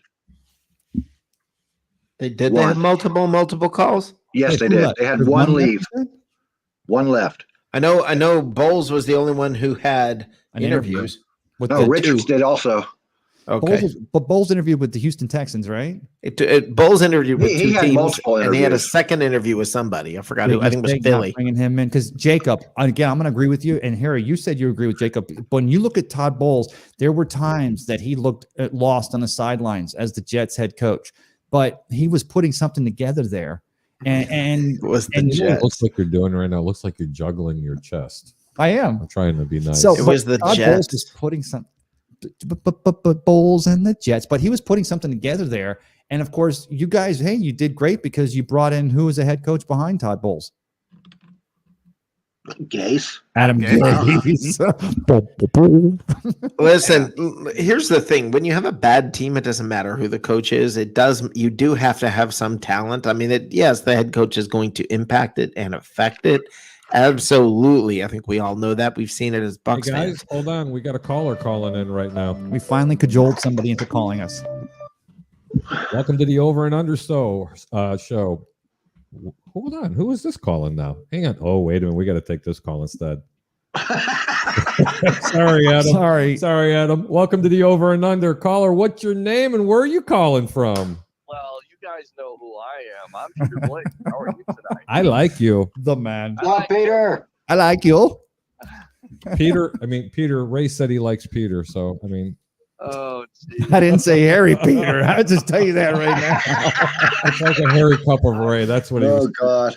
Be careful. First and foremost, the whole Godwin thing. So I was listening to that. Yes, sir. Oh, I know he was hating I it. will bet anybody on this panel that they tag him very, very soon. Because first and foremost, Ian Rappaport is just not going to come out with anything off the top of his head. He's usually pretty correct. On So- top of it, think about it. Are they really going to allow a young player like a Godwin to get out of the building without even tagging him? The reason why you tag him in the first place, gentlemen, is so no other team can talk to him, and you have that much more of an opportunity to basically figure out how you can sign him to a long-term deal. Can they tag him and trade him?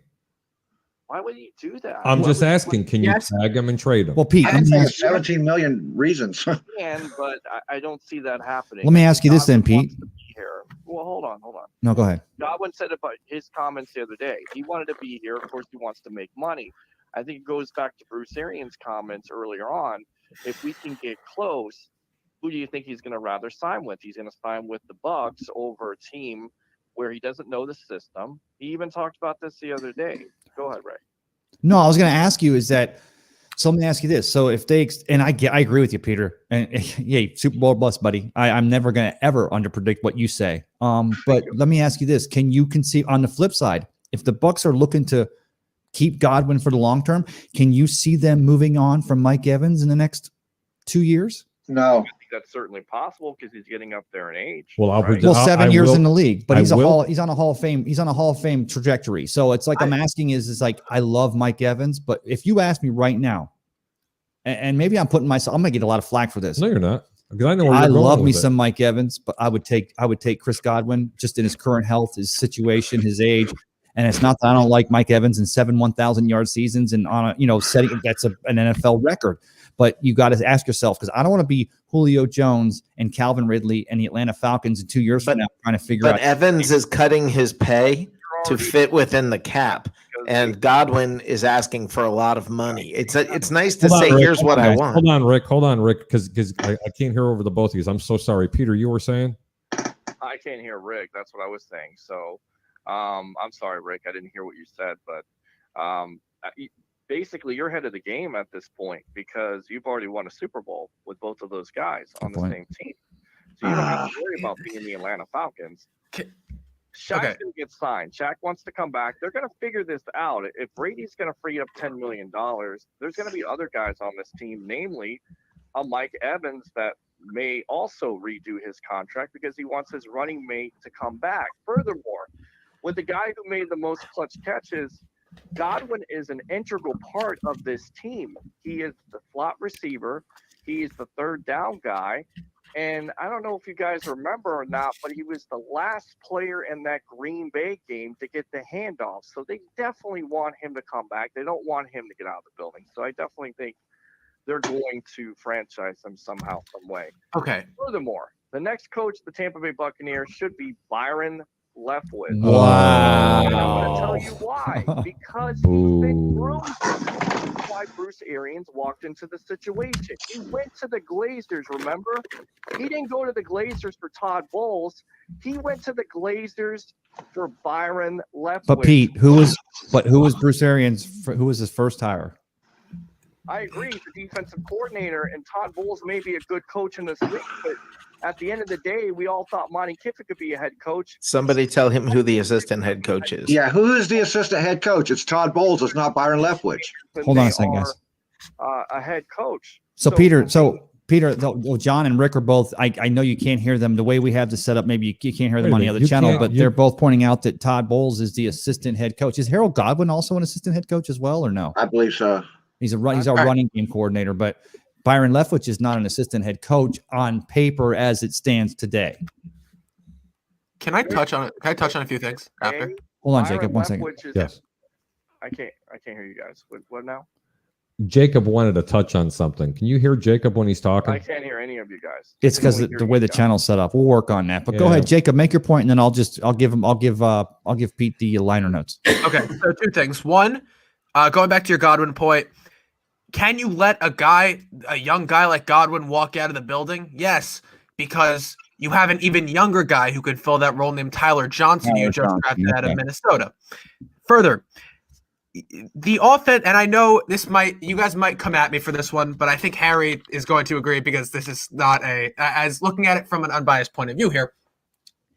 And I think, honestly, we were complaining about it earlier in the season. Everyone was. With Leftwich, the offensive scheme for 95% of this season was mediocre at best. Okay? Without all that talent, with Tom Brady, Mike Evans, Chris Godwin, Antonio Brown, Gronk, all that we were talking about, Leonard Fournette, this team wouldn't.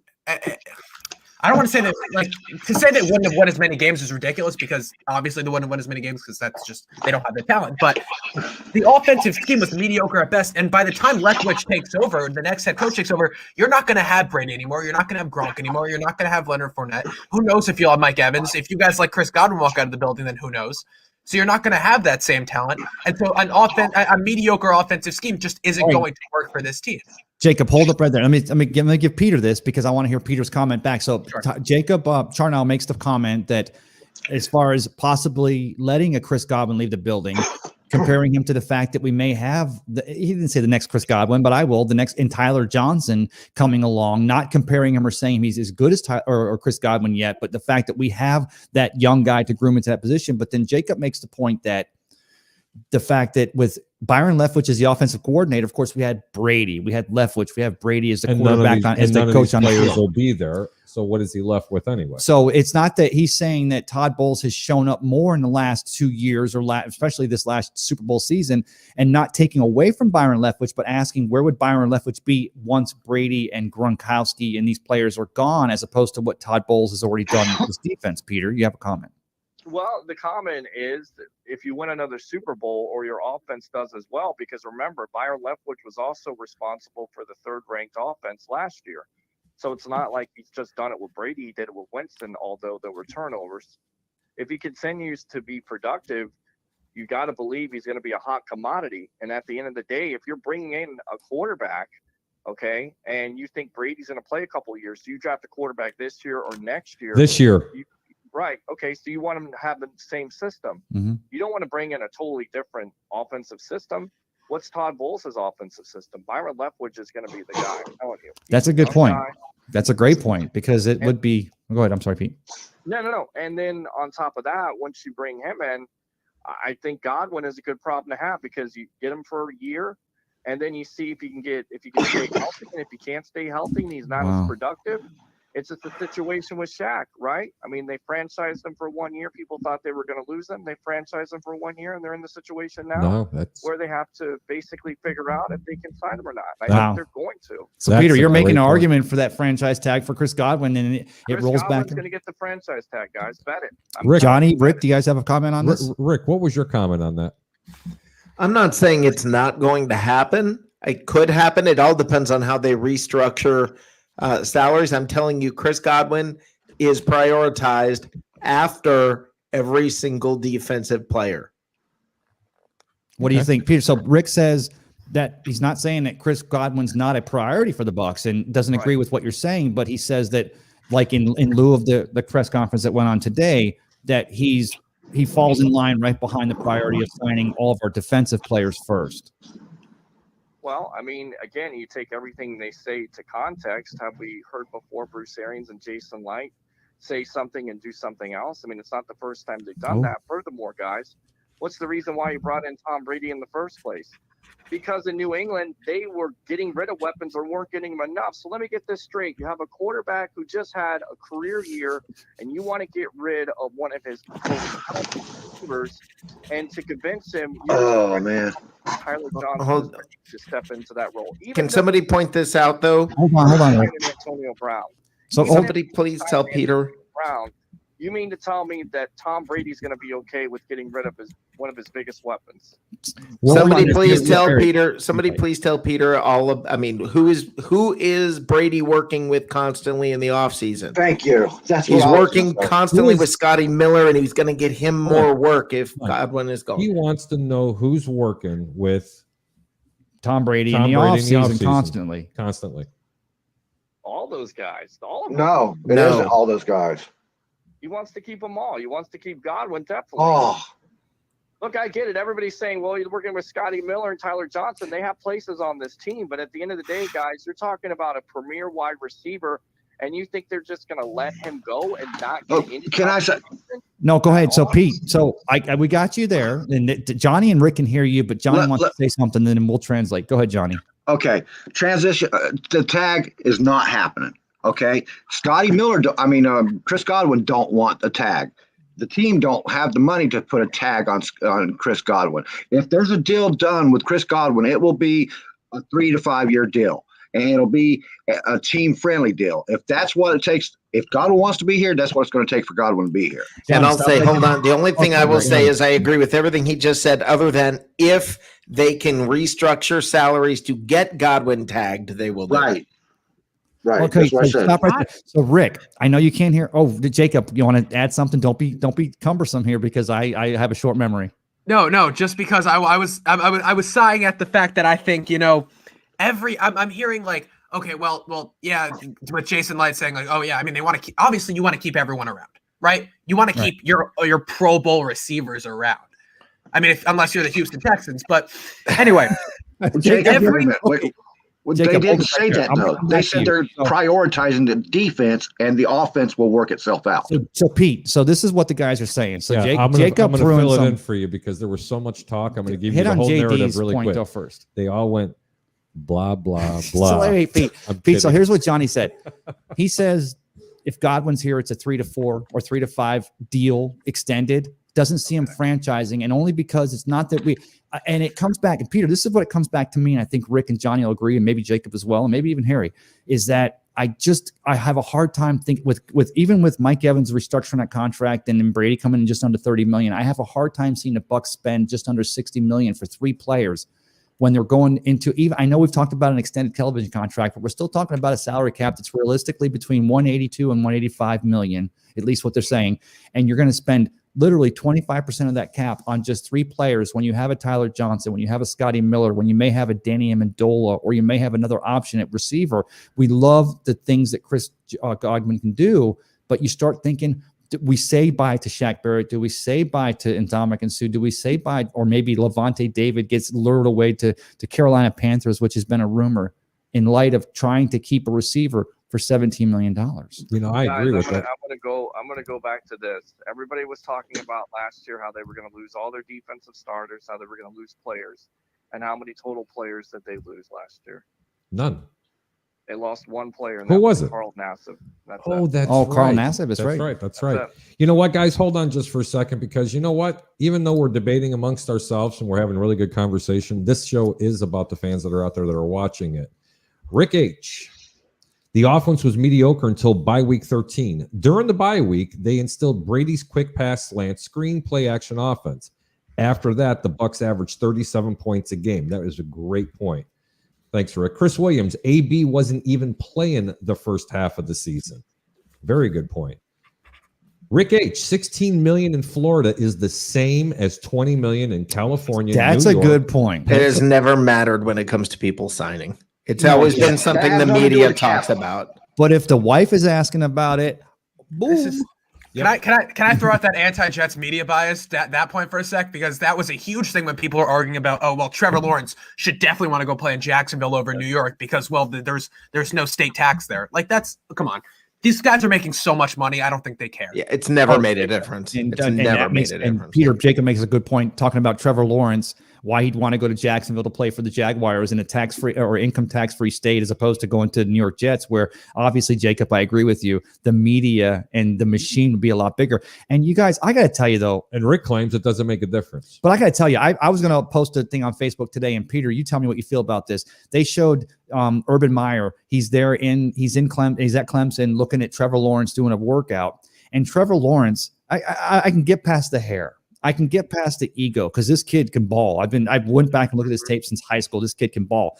But when you've got a quarterback out there on the field in front of his possible future pro coach, and he's wearing a set of personal headphones, listening to his own music because he's separated from the workout because he wants to do his own swag, that's when, as a coach, I start to wonder, do I want to put my job, my family's livelihood, and a franchise around a kid that just can't take that? I want to hear a kid going, Omaha.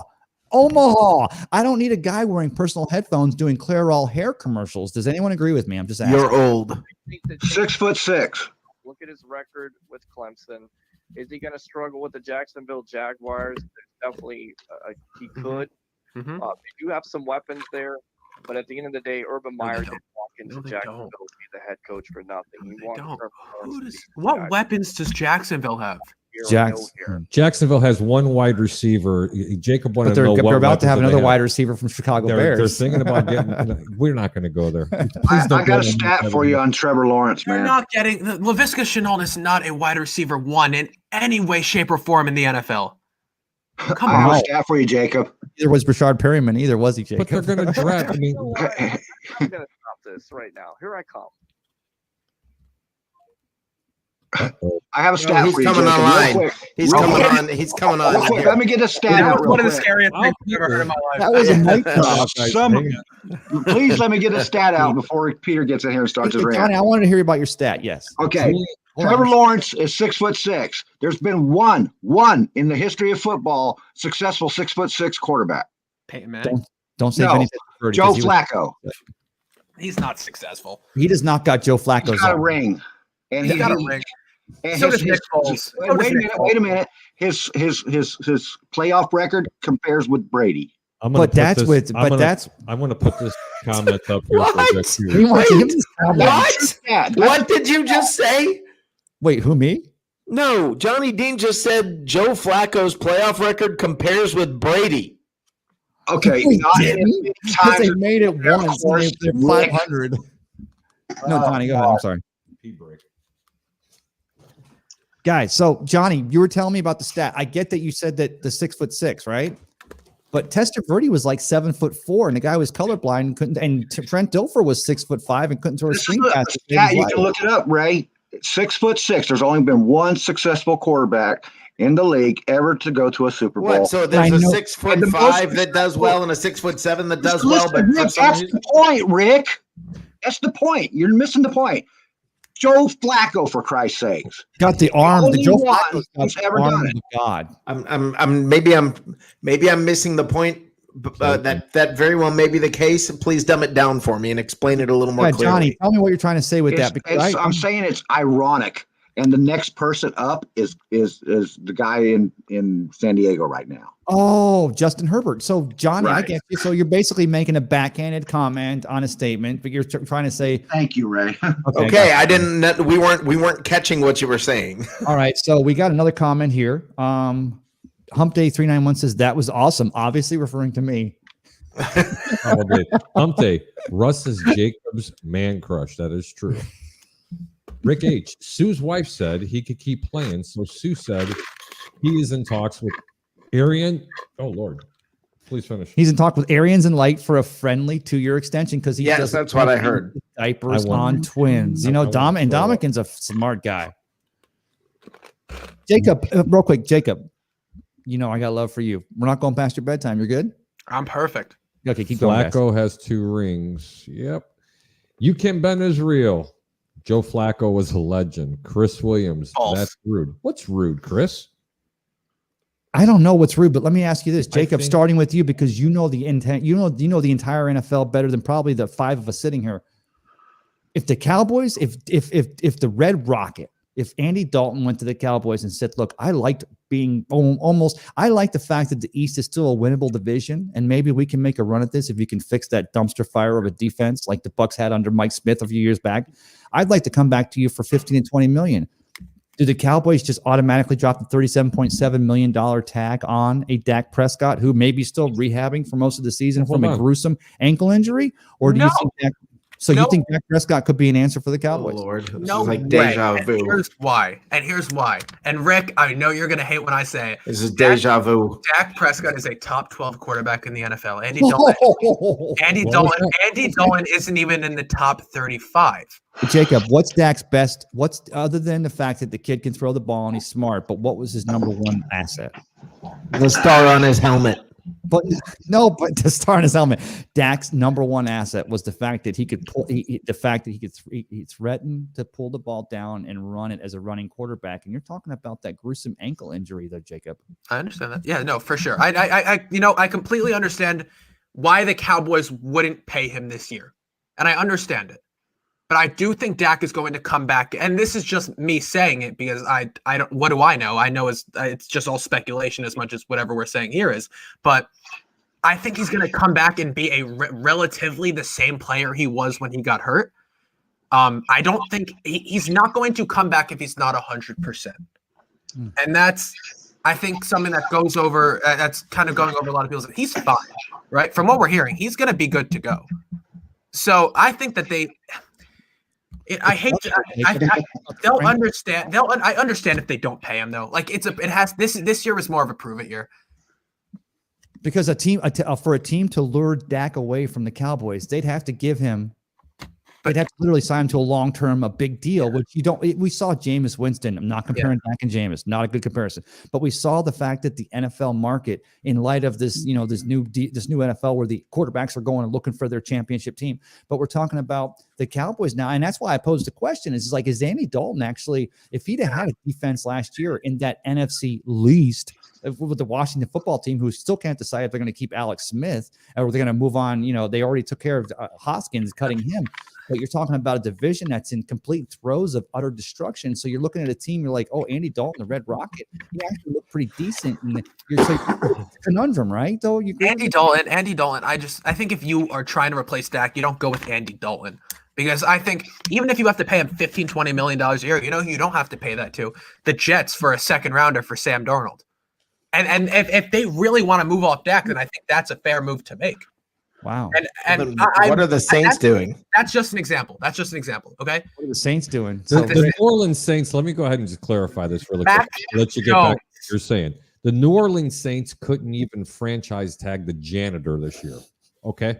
Let's just get that right out of the way right now. They couldn't franchise tag the fan coming into the stands. Hello, Jameis. You know what? And hold on, gentlemen. I have got to bring a very, very well-respected guest. Oh, so the mic drop wasn't a mic drop. It was a No. show you. Here we go. Right. No, he was, I'm coming on here. I He can't. just picked the mic back up is what happened. Boys and Yeah. girls That's across the the reason why I world, love this guy. If I could have babies, it would be this man's babies. I would like to introduce Mr. Peter Blake. Peter Blake. What's going on, guys? How you What doing? a single screen on this guy. I can't hear Peter, dude. You can't hear anything I'm saying? There you go. There you go. Now I can hear you. I know you Yep. can hear me, Johnny Dean. Now you can hear me, Johnny Dean. What's going on, guys? So yeah, let's finish the conversation here with The Red Rocket conversation or the Joe Flacco conversation or which one? Tyler Johnson, Scotty Miller. Look, Oh, God. No, I'm not going to go an hour with you about this again. We've done this on Messenger, Peter. they have plenty of depth at that position. I get that. I understand that. But at the end of the day, there's no way they're going to let him walk out of the building with no recourse. They're going to. Oh, okay, go ahead. Harry, what I was saying is pretty simple. Only if they have enough salary cap room to re-sign the entire defense and him will they do that. The defense won every playoff game. The defense won the Super Bowl. Okay, they're not going to sacrifice that. And in Bruce Arians' exact words, the offense is going to get their points. They're not worried about that. Okay, the thing is this. It's not a matter of, oh my God, this guy's good. Do you want to let this guy go? That's what you keep saying. Do you want to let this guy go? No, you don't want to let this guy go. But if you don't have salary cap room, if you don't have the money, you don't have a choice. And this is what happens to championship teams. They'll have plenty of salary cap room once they restructure Tom Brady's contract. They'll have plenty of salary cap room once they restructure a lot of these players. Everybody was talking about this last year, including you, Rick. You were talking about it. You didn't even think they were going to go after Leonard Fournette, and they figured out a way to sign Leonard. No, I didn't think they were going after Fournette because I didn't think he was right on the team. It had nothing to do with salary cap. It had But yeah, no, I got that wrong. I absolutely have. I own the fact that I got that wrong. You know, kind of like you did about AB. But that happens. I mean, it happens. They're going to have plenty of money. They're going to have plenty of opportunity to sign a Chris Godwin. They're not going to let him go, and it's not going to sacrifice the defense. They're going to be able to get it done. That's not that was never I don't think that was ever a point of contention. The point of contention is they're going to do what they need to do first, and the first thing that's coming is the defense. They're going to get everybody in the defense signed first, and I don't think they're going to. I would put 75% sure that they do not put a franchise tag on Godwin. They're going to either give him a 3 to 5 year extension, or he's going to go off. The first move they make is franchising Chris Godwin. That is the first move. If they cannot get a contract done, that is the first move they're going to make. Well, Peter, If they franchise tag Chris Godwin, it is a fantastic sign. Yeah, that they that's know exactly everybody is that they've got enough people restructuring to get everybody back. Hey guys, don't forget though, they've got till March 17th, which is the first day of the new league year, which will be the new league 2021 year. So they've got till March 17th. It's not like the tag has to be applied today. Let's go The in ninth. reverse here. The I've ninth. had The I'll 9th? Oh, well, the 9th they could start negotiating with other teams, but the Right. 17th they'd have to apply the tag, right? I'll say this right now. I will say this right now with Brady and the control that he has on this team and how they look at him when they do player personnel. I would not be surprised if he's going to management right now and telling them you have to get Chris Godwin signed somehow. Let me interject there. Reason why he came in the first place, guys. Jacob, go ahead. Let me interject here, and I'm going to go to Jacob, and I want to go back to Peter. But I want to make one point. In the beginning part of the show, we were talking about and alluded to the fact that Tom Brady is in the contract negotiations to go ahead and extend one more year. Essentially, that's restructuring his contract, and it's probably going to save about $10 million. If they do that, Peter, yes, I believe you are correct. They will make it a priority to franchise tag Godwin to go ahead and keep him. But without that, it is going to be very difficult to be able to keep him, in my opinion, because it's too important to be able to have to keep Levante David and Shaq Barrett. Peter, I'm going to go right back to you. I'm going to give you full screen. Tell me what you think about my comment. I think it's absolutely correct. And Joshua Cole Allen, our own writer here for Bucks Report, reported it before everybody else, saying that they're definitely going to have conversations with Brady restructuring. He's done it in the past. He'll do it again, because at the end of the day, it's not about money with Tom Brady. It's about keeping the talent intact and also keeping the team intact, so you can try to go for a second. I think everybody knows that. I think that's common knowledge. That's not what we're saying. And what is the debate about if Brady? The debate about it is the franchise tag is kind of crazy, man. If you've got the money to franchise tag him this year, then you give him a friggin' contract. He wants a contract. It's a better thing to do to make a team-friendly contract with him than to put a franchise tag on him. Franchise tag is a last resort thing. They can't work that out. That's the reason why the franchise tag is in place in the first place. And he's not the person to franchise tag. It's Not not 17 million. There's other people you can franchise tag on the team for a cheaper amount. They're not going to franchise Shaq Barrett. They're going to Ryan franchise Suckup. Chris Godwin. I'm telling you. Yeah, Did Ryan you- Suckup. I'd give Ryan Suckup a franchise tag. Let's go to Jacob, because Jacob had You know something what? he wanted to put in I'm here. gonna Jacob, go ahead and take the floor for a second. Here we go, guys. I'm going to break the internet for a sec. And this is a question that people are going to get mad at. And I've had a very good conversation with a few of my friends today about this. Tom Brady's contract expires next year, correct? Yes. No. Well, they're No, I'm restructuring. sorry. Yes. Unless they restructure it, yes, it does expire next year. Well, it's Go ahead. pretty much a done deal that he's restructuring. Is it? Yes, And and extending. Yes. do you think that it would be, not for now, but for the future, the smartest move to keep Tom Brady any longer than next year or the year after? You want my opinion on this, or are you looking for someone else's, Jacob? Let's go through everybody. I'm going to Give him start. as much as he wants. I think one more year for Tom Brady. He extends his Really? contract and he hangs it up. I'm ready to give this Because guy a lifetime contract. I understand that, but at some point in No, time, you that's have to develop somebody. Let's be real. well, guys. no, you do, because then you end up with the Patriots and you have Cam Newton here in 4 years, and then all hell's to pay. Rick, how about you, Go sir? ahead, Rick. I got no reason to question the guy. He can play as long as he thinks he can play. That's I a mean, good mic I've drop, just Peter got no Blake. reason. I'm with Rick on that. I don't feel like you question the guy, because when you bet against Tom Brady, he makes you pay, and he makes you pay. Yep. He made a lot of teams around the NFL wish that they would have considered signing him, namely the Los Angeles Chargers. And if you take anything that Adam Schefter was saying, if it wasn't for Drew Brees last year, Brady would have signed with the Saints. How different would that situation be? So Tom Brady has earned the right as an NFL professional to play as long as he wants to. Peter, Guys, Peter, don't let me interject there for a sec, because I agree with everything you said there, except for this. I don't think the Chargers regret not getting Tom Brady No, Justin Herbert's their quarterback. for the next decade. Yeah. I know, guys. I mean, Justin Herbert looked great as a rookie, but how many games did they lose last year? I kind of think if Tom Brady goes to the LA Chargers, more than likely we're talking about possibly the LA Chargers being a Super Bowl champion. No way. There Hey, was Johnny. Chance. Hey, Not a don't chance. no way. forget, so Demir- Do I get to answer the question? Wait, Go ahead. wait a minute. Hold on.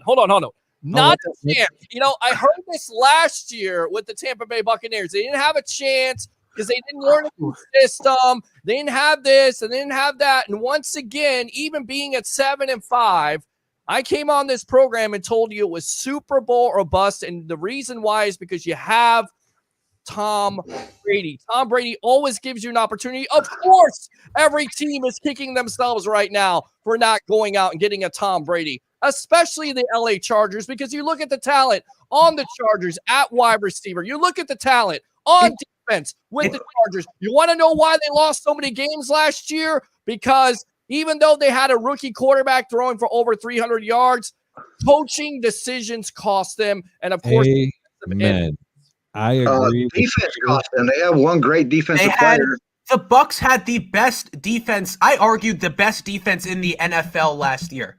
I disagree. Hey guys, The Bucks the defense got them through the playoffs, into the playoffs, and into the Super Bowl, and to win the Super Bowl. That was regular mostly season. not the entire defense. so guys, I'm gonna disagree with you on that one. In the regular season, the Buccaneers did not have the best defense in the National Football League. That title belonged to the New Orleans Saints. I'm really sorry to wake ouch, people up. that's I heard. I In hate the that, but yeah. playoffs, Playoffs. that's a different story, and that's when it go ahead and comes true. So guys, but let me say this, guys. Because really, hey, we could go on about this. Last man standing. Well, Johnny, let me say this. We could go on about this for hours. Wait a minute. Hey, wait. I have not got to answer Jacob's question, man. Go ahead, You Jacob. know what? I'm gonna let you answer Jacob's question. Just don't go longer than 3 seconds. Kidding. Jacob, Yes. yes, I would let Brady sign a long-term extension. You know why? Because it's tonight. He said Tom Brady could sit on a golf cart and that team would be the way it is. You know, guys, we have a caller coming through. I am going to this is just the guy come we to hung it up just on for a earlier, second. yeah. I know he's not going to be able to hear you, but stand by. Good evening, caller. Welcome to the Quiet Storm. What's your name? You're on with Ray and Harry. What's going on, guys? It's Adam, Largo, Florida. Hi, Adam. How are you, sir? What do you got to add for us, buddy? All right. I'm gonna start it off with this. I agree completely with Peter Blake. Whoa, Whoa, hold on a minute. whoa, hold on. Say that again, because Say that again. I'm going to go to a full screen. to Peter's him. ego loves it. Daddy's home. I love that guy. Hear me out a minute. Okay. Here's the problem. Okay. When Tom Brady decided to go to the Tampa Bay Buccaneers, he brought all this talent. All right, let me start over.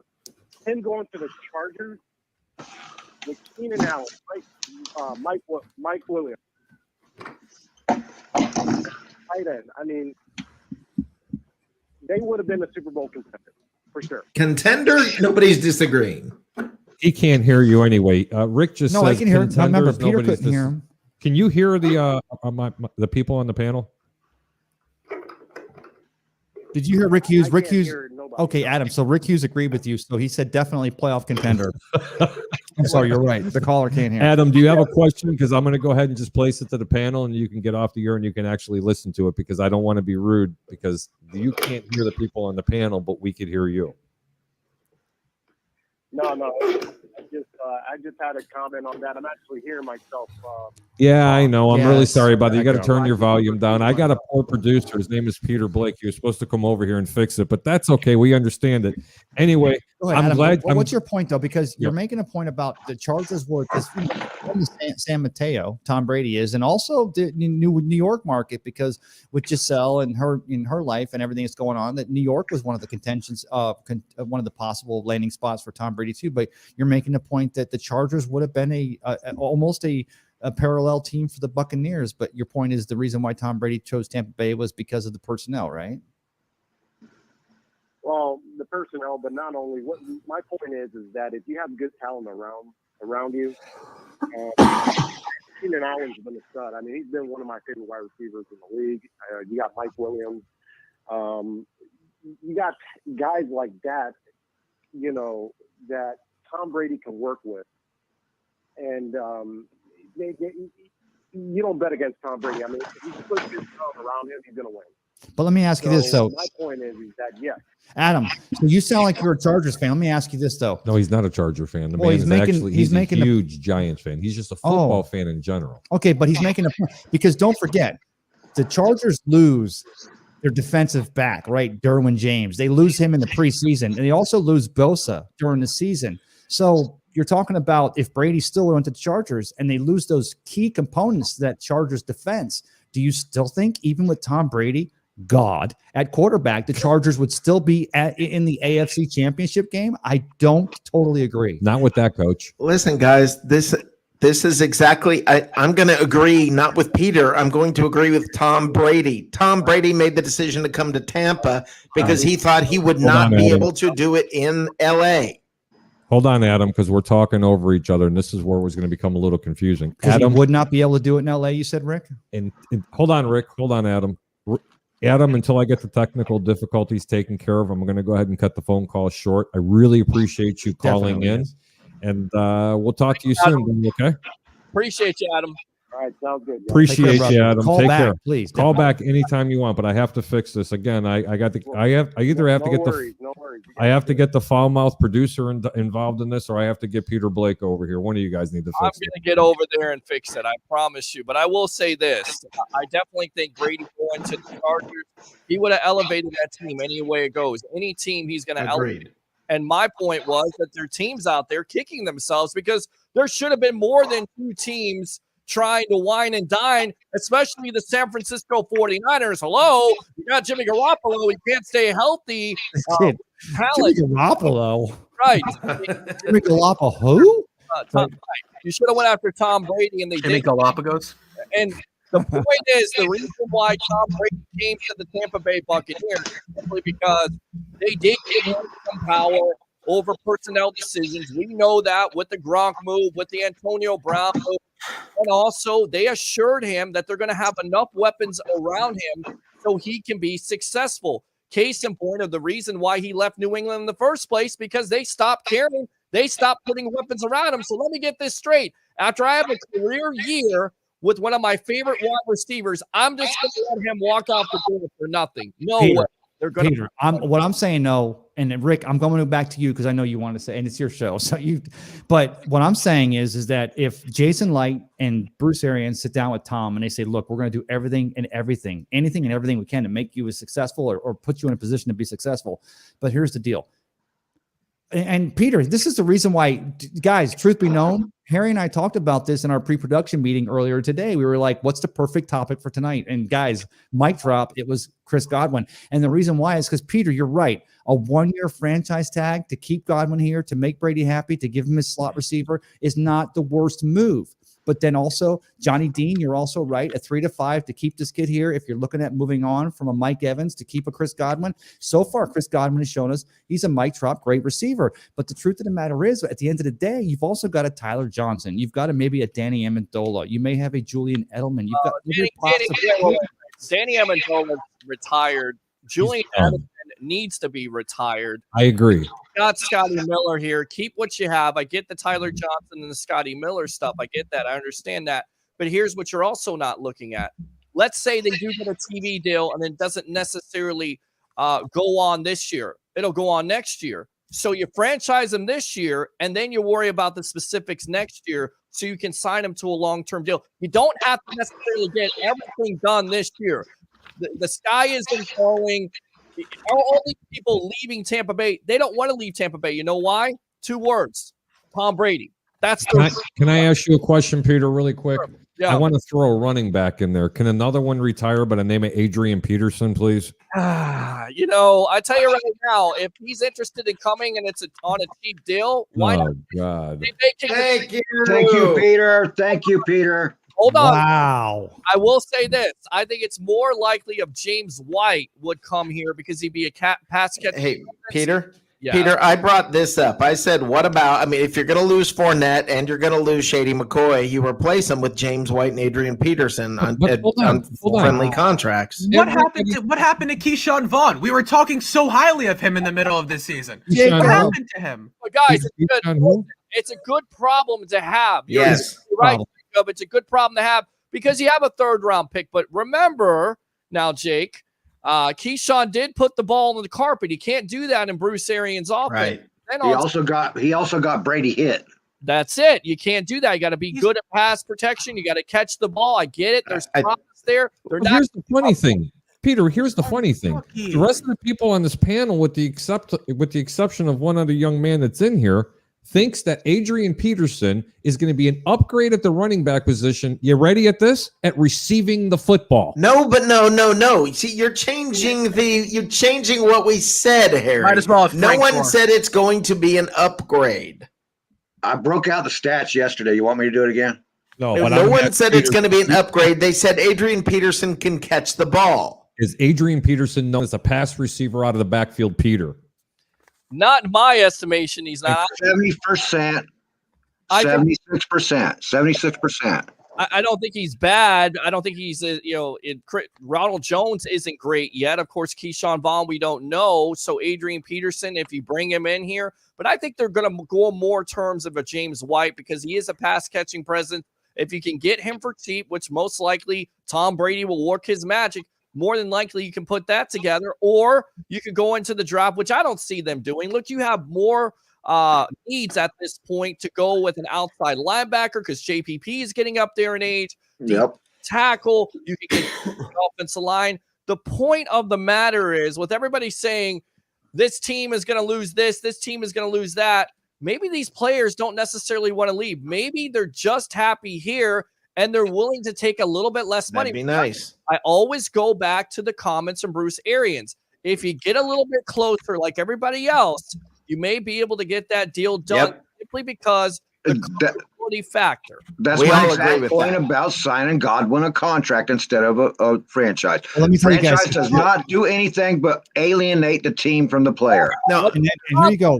Sign him, JP. Johnny. What you do is you sign him to a 1-year deal. You Hey probably guys, we have another caller coming in. Let's try this one out. Hold on just for a second. Hello, caller. Welcome to the Over and Under Show with Harry the Greek and Tampa Bay Ray. What's your name and where are you calling from? Hey, Harry, how you doing? It's Steve. What's going on? Hey, Steve. How are you? What's up, Steve? Doing Steve. great. Nice to see you guys again and hear you talking about AP and all these other things. I mentioned this on Rick's show last night. I'm not understanding the Chris Godwin love. I'm just not getting it. You know what? And I can appreciate that question, the Chris Godwin love. I first off, I want to interject with that. Chris Godwin, if given the opportunity, and I don't ever prognosticate like this, would be a top 5 receiver in the National Football League. Number 1. Okay. Given the proper opportunity. Depending on the offense, but it has to be a wide open type of offense. I'm not talking about an offense like Chicago runs or On even the Las Vegas Raiders, he would be a top 5 receiver in the NFL. and Jacob Charno says is a top 5 receiver in the NFL. When you're speaking, guys, Peter, guys, and everybody else, can you hear the caller or no? Yeah, Yes. We can Yes. hear them. We can hear them. The caller can't hear them. But Steve, can you hear the people on the panel or no? I can hear you, but I can't. No, hear the but other they're people. agreeing with you, Steve. So no, Steve, you asked a question about you don't see the love. All the call, basically everyone on the panel is agreeing that he is in the right system is a top 5, the top 10 at the most. No, I'd put him in top 5. Okay. It's like Jacob said, if he was a Raider. I get what you're saying. But for the amount of money that you'd have to pay for them, because he has an injury, he's got some injury. Well, where's issues. Mike Evans? Is Mike Evans in the top 10? The beginning part of this year, yes. And I'd say even after finishing the season, yes. So at what point do you say we'd love having 2 top 5, top 10 receivers for your quarterback, the GOAT? Guys, unquestionably the greatest of all time quarterback in the NFL in my lifetime, which goes from 69 up through today, just my lifetime. But at what point do you say, oh, it's great having 2 top 10, 5 receivers, but we want to keep that top 5 rated defense? No, I totally get it. Hey, Steve. Well, no, this is what I'm getting at is this, guys, though. You have a Hall of Fame quarterback. You have a Hall of Fame. Now, I get that Chris Godwin is a top 5 receiver. I'm not denying his talent. But you have a Hall of Fame quarterback. You have a Hall of Fame tight end. And you have a potential Hall of Fame receiver in AP, regardless of his off the field antics. He's never had any issues on the field. And they say on that team, he is, if not one of the hardest working wide receivers on that team. And he is, as a pure wide receiver, far more talented than Chris He's Godwin. definitely the best route runner. You guys think I could throw? I'm going to throw something out there, and I want to get and Hold on, caller. Hold on, Go guys. ahead, You're Jacob. talking about spending money on Chris Godwin, and I'm not understanding. No, go ahead, Jacob. You were saying? okay. And Ray, you touched briefly on how Tom Brady is. He's easily the greatest quarterback of all time. Not only is he the greatest quarterback of all time in football, I think Tom Brady is the GOAT in all sports, and I think that it could be argued because Tom Brady has won 7 rings in the sport where it is the hardest to stay relevant Team sport. for any sort of amount of time. Basketball, Jordan and LeBron. It's you see these guys who are like, however old, playing basketball still, and you're like, I didn't even know he was still playing. And you see guys playing longer basketball. You see guys playing into their 40s in baseball. And teams win a lot in baseball. You see a lot of repeats. I mean, the Yankees. Hold on, Jacob. Like Hold on. 27 Steve, rings. this isn't fair to you. So what I'm going to do is I'm going to go ahead and hang up from you so you can actually We got hear your the, point, Steve, but we're we got gonna your point. That finish way your you point. can go ahead and hear into it. And if you have anything, you can either call back or Comment. you can go ahead and leave a comment. Okay. But- Thank you so much for calling, Steve. Go ahead, Jacob. Finish, and then I want to ask Peter. I mean, he stayed relevant for 2 decades. In football, guys don't play 5 years in football, let alone win 7 rings. It's insane. I think that there is a real argument, if not no argument, that he is the greatest of all time in any sport. So, Peter, I posed a question to you, and then Johnny, you and Rick also, but I posed a question to you, Peter. So, exactly. So, because we have the unquestioned GOAT at quarterback, but here's the thing, no, and I want to preface this by saying that Chris Godwin was showing flashes under Jameis Winston, because Peter Blake and we've been doing these shows for quite a few years now, and I made the point to you 2 years ago that Chris Godwin may be he was the only thing, if the Bucs wanted to try to get trade bait to gain draft capital, Chris Godwin, with 1 year left on his rookie contract, was the guy. And of course, here we are a year later with a Super Bowl with a ring and a Lombardi and a trophy case over at One Buck Place, the Advent Health facility. But Peter, tell us, why is it so important to keep those 2 top 10 receivers for the greatest quarterback of all time? Because he's the greatest quarterback of all time happy. I mean, that's the reason why he left New England in the first place. And I always go back to this old line from a great movie called Casino, right? When they're often all the guys at the end of the movie, and the guy goes, yeah, he's a good guy. And the guy goes, why take a chance? And they offer him anyway. What are you taking a chance for? Why are you going to go with an Antonio Brown, which, look, in the limited amount of time, we know what he can do. But if you're depending on that and Tyler Johnson and Scotty Miller, maybe that wide receiving position becomes a weakness. Why take the chance? The reason why Chris Godwin, the reason why we pay him is because he's worth it. Besides the postseason, we had a lot of drops. That's a great point. So, Rick, Peter, hold on. That's a great point, Peter. Chris Godwin is the future. AB is a great receiver. He's better. Let me go ahead and quote this. He's a better receiver right now at Mike this Evans. point than anybody that they have on that team. But he's not the long-term answer. They do need to lock up Chris Godwin now, the more that I'm thinking about that. But before I make any other points, Rick, I know you have to work tomorrow morning, my brother. I'm going to go ahead and give you the full screen. I know you have to get going. So if you don't mind, go ahead and promote yourself, and we'll go ahead and get you out of here, brother. Hey guys, just Saturday night and Sunday night at 9 o'clock here on Bucks Report. We kind of do this whole shooting match with the usual suspects all over again. Hope I see you there. Thank you, brother. Have a really good night. Thank you so much for Thank coming. you guys. Anytime. Rick. Good talking to you. Right? Good little debate there with Rick Hughes. Gotta love that. Gotta That love was a pretty good debate. No, Peter, you make a good point there, Harry. I think that's what I love, because as long as we've been doing this, as long as Bucks Report's been there for us, and we're there for you, and we're doing this hustle because we all love this. This is the first time I think we've had JD the Professor and Rick Hughes and Harry the Greek and myself and you on here with Jacob Charnow, and then we have callers. This is the first time that we've ever had the Zenith, and it's been fantastic. But I think I'm about to make I love you, Peter. And by the way, I hope your sister's doing okay, man. Thank you very much. I appreciate that. That said, I'm going to make your head explode now. Before you make his head explode, I don't want to get too far behind on the comments, because Peter taught me a long time ago, always take care of the people that are watching. That's it. Rick H. Jerry Jones is tagging Dak $40 million. Big mistake. I do He's agree not with taking a tag. He's not taking a tag. It's not happening. Dak can't beat teams with a winning record. He's 1-8 when Zeke doesn't get over 100 yards. This is kind of all over the place here. Jacob, you're correct. There's a lot to talk about. Dak is not going to take the $40 million, and I'm going to go out on a limb and say this: I wouldn't pay him the $40 million. I wouldn't pay Zeke the money. They're paying Zeke to be there. Oh, God, Zeke. He has no choice, guys. He has no choice. That's why the franchise tag is in their first place. He can either sit out or sign it. If the Cowboys really want to play some games, they could go a non-exclusive tag where it cost him 2 first-round draft picks, and there would be no team out there that would be right. How could the same people who are saying that be the same people who are supporting paying Ryan Tannehill all that money?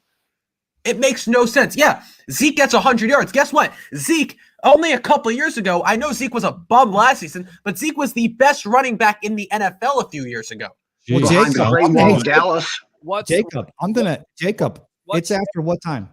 It's after 11:13. So 11. Jacob, I love you, brother. You're 17. So I can go NC 17. I'm going to bitch slap you right back and say, how can you tell me the Cowboys are in, and you're talking about the Jets getting rid of a third year Sam Darnold, who has shown some flashes, but he had mono, he had some issues, but you're talking about getting rid of him just because you have the second overall pick and rebuilding again with a rookie quarterback at the quarter. And it's not going to be Trevor Lawrence. How can you tell me that the Dallas conundrum is more of a fantastic thing when you're telling me that the Jets thing is not going to make your head spin even more? You know what, Ray? That's a great point, and that's a great point. But here's what I'll say: Sam Darnold's never played a full healthy season in the NFL to date. Oh, good point. He will next year. I can assure you that. Back to the comments. You can't, Harry.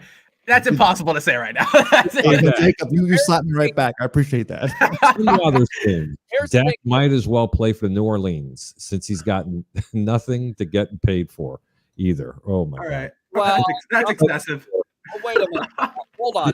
Dak has definitely shown that he could throw some touchdowns. What has changed, gentlemen, with the Dallas Cowboys from last year? The offensive Nothing. Oh, okay. Yes, their offensive line, Peter. You're right. offensive line with all the injuries they had this year. So I say what you try to do is Dak is coming off that year.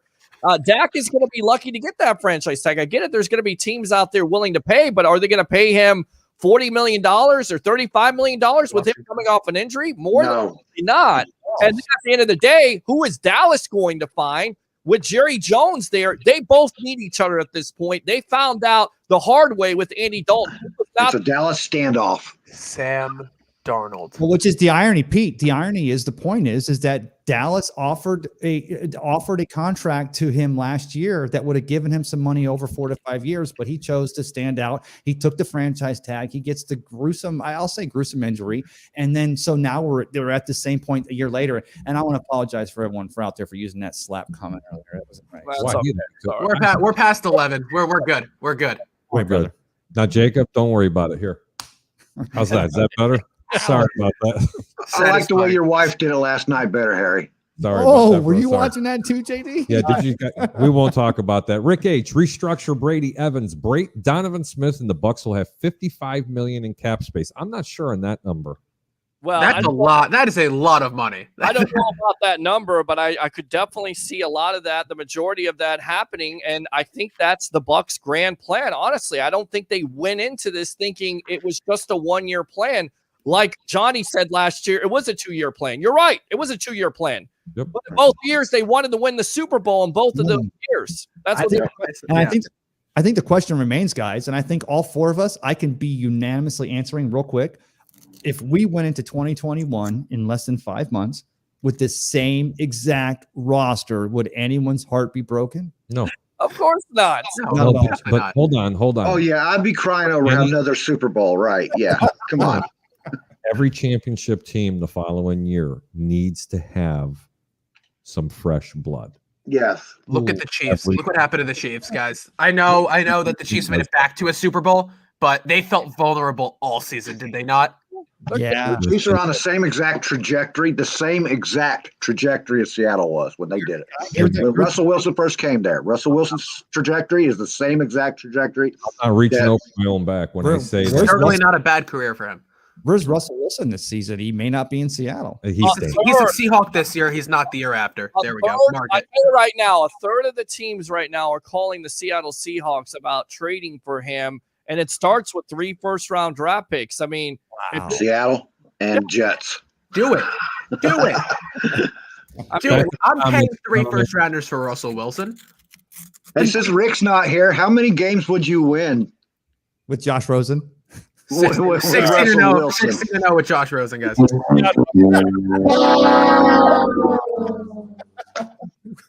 As Peter's hitting the wow wow wow, He's our telling producer. you, will you shut up He's already? our producer. He's the official over-under producer. Rick H. Work a 3 to 5 year deal with Godwin. That's backlisted and only cost the Bucks around $12 million a year. Great point, Rick H. Backloaded. That's what I think you were saying. David, I wish I knew more about like financial situations in the NFL and how stuff like that worked. I kind of want to go back to this, guys. The NFL is about to sign a new TV deal. the cap is going to go up next year. So even if you franchise Chris Godwin this year, you'll have more money than you had this year coming on to last year because of that new contract deal. So it's not like just because you franchise him, you can't get him done next year. Peter, I'm going to shoot your point back with another great point, which is another great point of discussion. Like we were talking about, Chris Godwin has never had an opportunity to shine, really, right? Because he's behind Mike Evans, just behind, not behind, but he's playing with Antonio Brown, Gronk, all last season. Yeah. Who's to say? I know, listen, guys go into the media and say whatever they want all the time. They say they're not going to go out there and trash their team, right? Jamal Adams said he wanted to be a Jet for life. I'm still salty about that. Listen, Deshaun Watson has done all this great stuff and whatever. There's a lot of examples of it. Who's to say Chris Godwin isn't sitting there like, hey, I know I'm saying that and I know that I could win, but I need to prove myself, man. I want to go prove myself that I can be that wide receiver one for another team because Tampa won't give me the opportunity to do it right now. Well, I mean, if he does that, he could become a case of Alvin Harper, or he could be another wide receiver that went to a situation where it was life and go into a situation like you're talking about the Jets or the Colts. Once again, the grass isn't always greener on the or it could be a Shaq Barrett situation. So Peter, let me ask you, Peter. So I honestly don't know this question or the answer to this question. So you're saying that you think that in 2022, because the NFL salary cap had been going up about an average of $10 to $11 million a year. It was 198 in 2020. It's going back to, they're saying 182 because of the pandemic.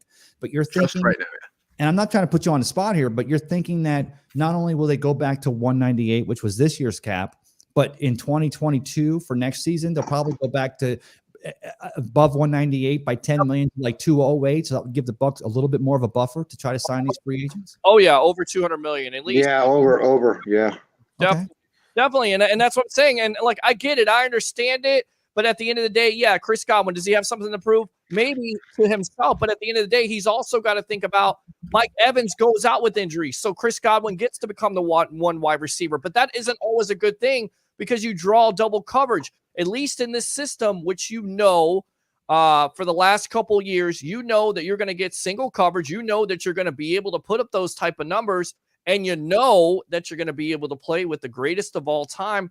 Why would you go somewhere else? I get it. You're going to get more money. You're going to go into a new system. It doesn't necessarily mean just because you're going to get paid, it's all going to work out. That's why I feel like he's going to stay here, and the Bucs are going to franchise tag him, and then eventually they'll work on getting a long-term deal done for him. But I have no worry about this. They're not going to let that guy get out of the building, in my opinion. They're not. I agree. I agree that they don't want him to get out of the building. I was thinking, because I was trying to have my cake and eat it too. I was thinking all the teams in the NFL, there's 32 teams, and I was thinking every year there's a team, the teams that the Saints, the Rams now. The Rams make a different move to bring Stafford out there, and they send Goff back east, and they're trying to make a run because they realize that they have a team that they have a window. And the funny thing about the greatest thing about the 2021 season or 2020 season was with the Bucs is there really was never a window until we signed Tom Brady. And even then, Jason White, as a general manager, had done such a great job that didn't feel like we were desperation. But as far as trying to keep all the same usual suspects in the positions for the 2020 run. Yeah, I agree. You guys think I can pull up a comment here real quick? I'm going to lose my space. Go ahead, Jacob. All right. Sorry. One from Rick that says the last 3 seasons, Tannehill, he gave us stats. Okay, Ryan Tannehill's team he was working with Mike Vrabel, Arthur Smith, and a great offense.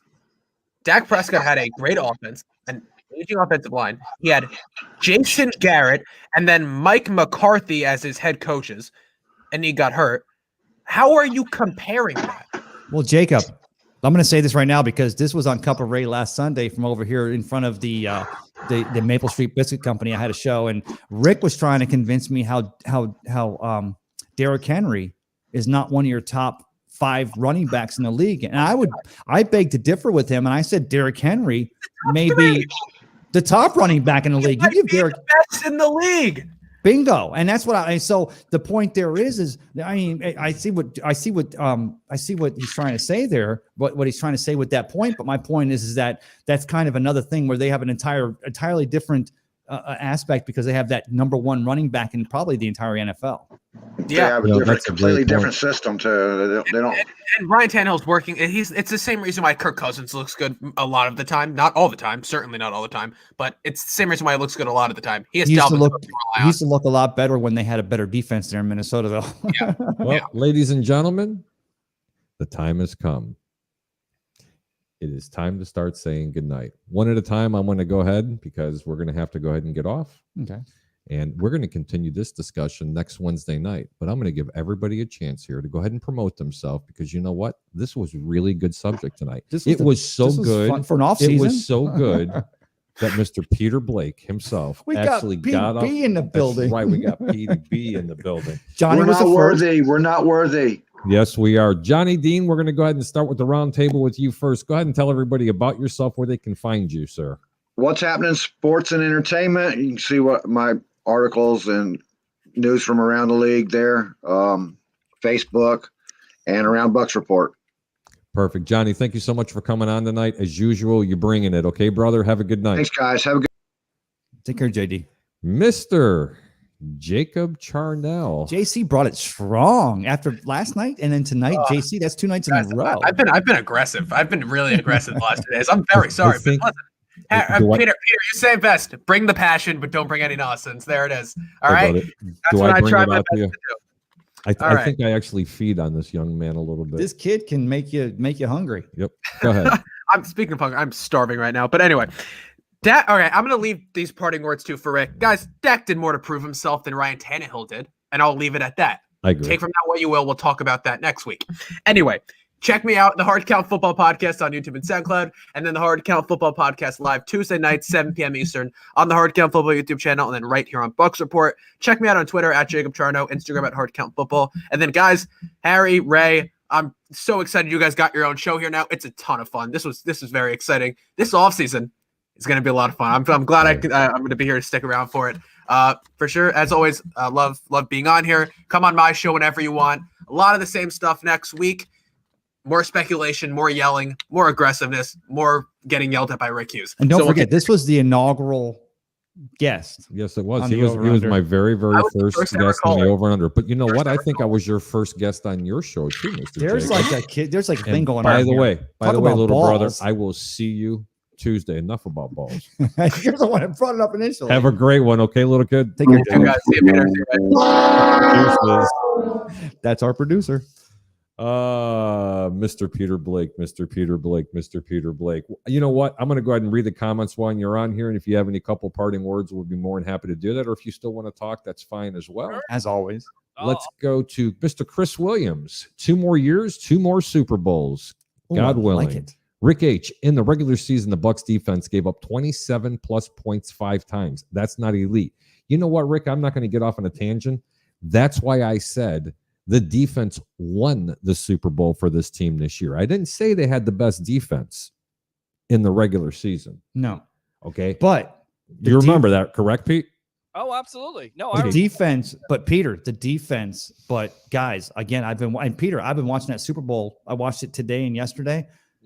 Don't underestimate what Leonard Fournette, and I know you love the VOV, my friend, the victim of volume, but Leonard Fournette and that running game, what that did to open up that passing game and the ability for that offense to score. I mean, I'm not going to discount what Leonard Fournette, what the playoff Leonard did for this team. Oh, this guy Rick H is being a smart ass right now. Pardon my expression. My mistake. He actually gave up 27 7 times. They won the Super Bowl. If you want to bring comments like that to this show, do me a favor, make it correct. That is just ridiculous. You're going to sit there and criticize a team that just won the Super Bowl, and you're going to talk about 27.7 Wait, times. we're now, the what? Now you got my blood flowing. We're the what, Peter? We're the world what? world champions. I mean, World Rick, champions. Because guys, really, at the end of the day, I appreciate that. I mean, I understand that, but please stand me to be corrected 5 to 7 times. That's why I already said they didn't have the best defense in the regular season. I'm a very optimistic person, but I bring it in reality. I am not going to sit there and be the fanboy that everybody says that I should be because I'm here in Tampa Bay. If I see something wrong, I'm going to give it. There were holes on that defense this year. If you listen to any of the other shows, whether I was on the Sports Web, over at the pregame show, on A Cup of Ray, I'm the one that was the biggest critic about this defense. oh, that's But, true. However, when that defense started really rolling was the playoffs. And that defense was the best in the National Football League. Playoffs? So I don't give a damn if they gave up 50 points a game in the regular season 7 times. Talk about playoffs? You kidding me? Playoffs? Yeah, I mean, you're exactly right. I mean, during the regular season, were they the best? No, they had their problems, but they got it together at the right time, and everything Yep. came together in all three phases of the game. And that's why, again, it's important to get Sue back. It's important to get David back, and it's important, of course, to get Shaq Barrett back because he was a man among boys. Yep. Peter, you know what? I'm going to go off and say another thing.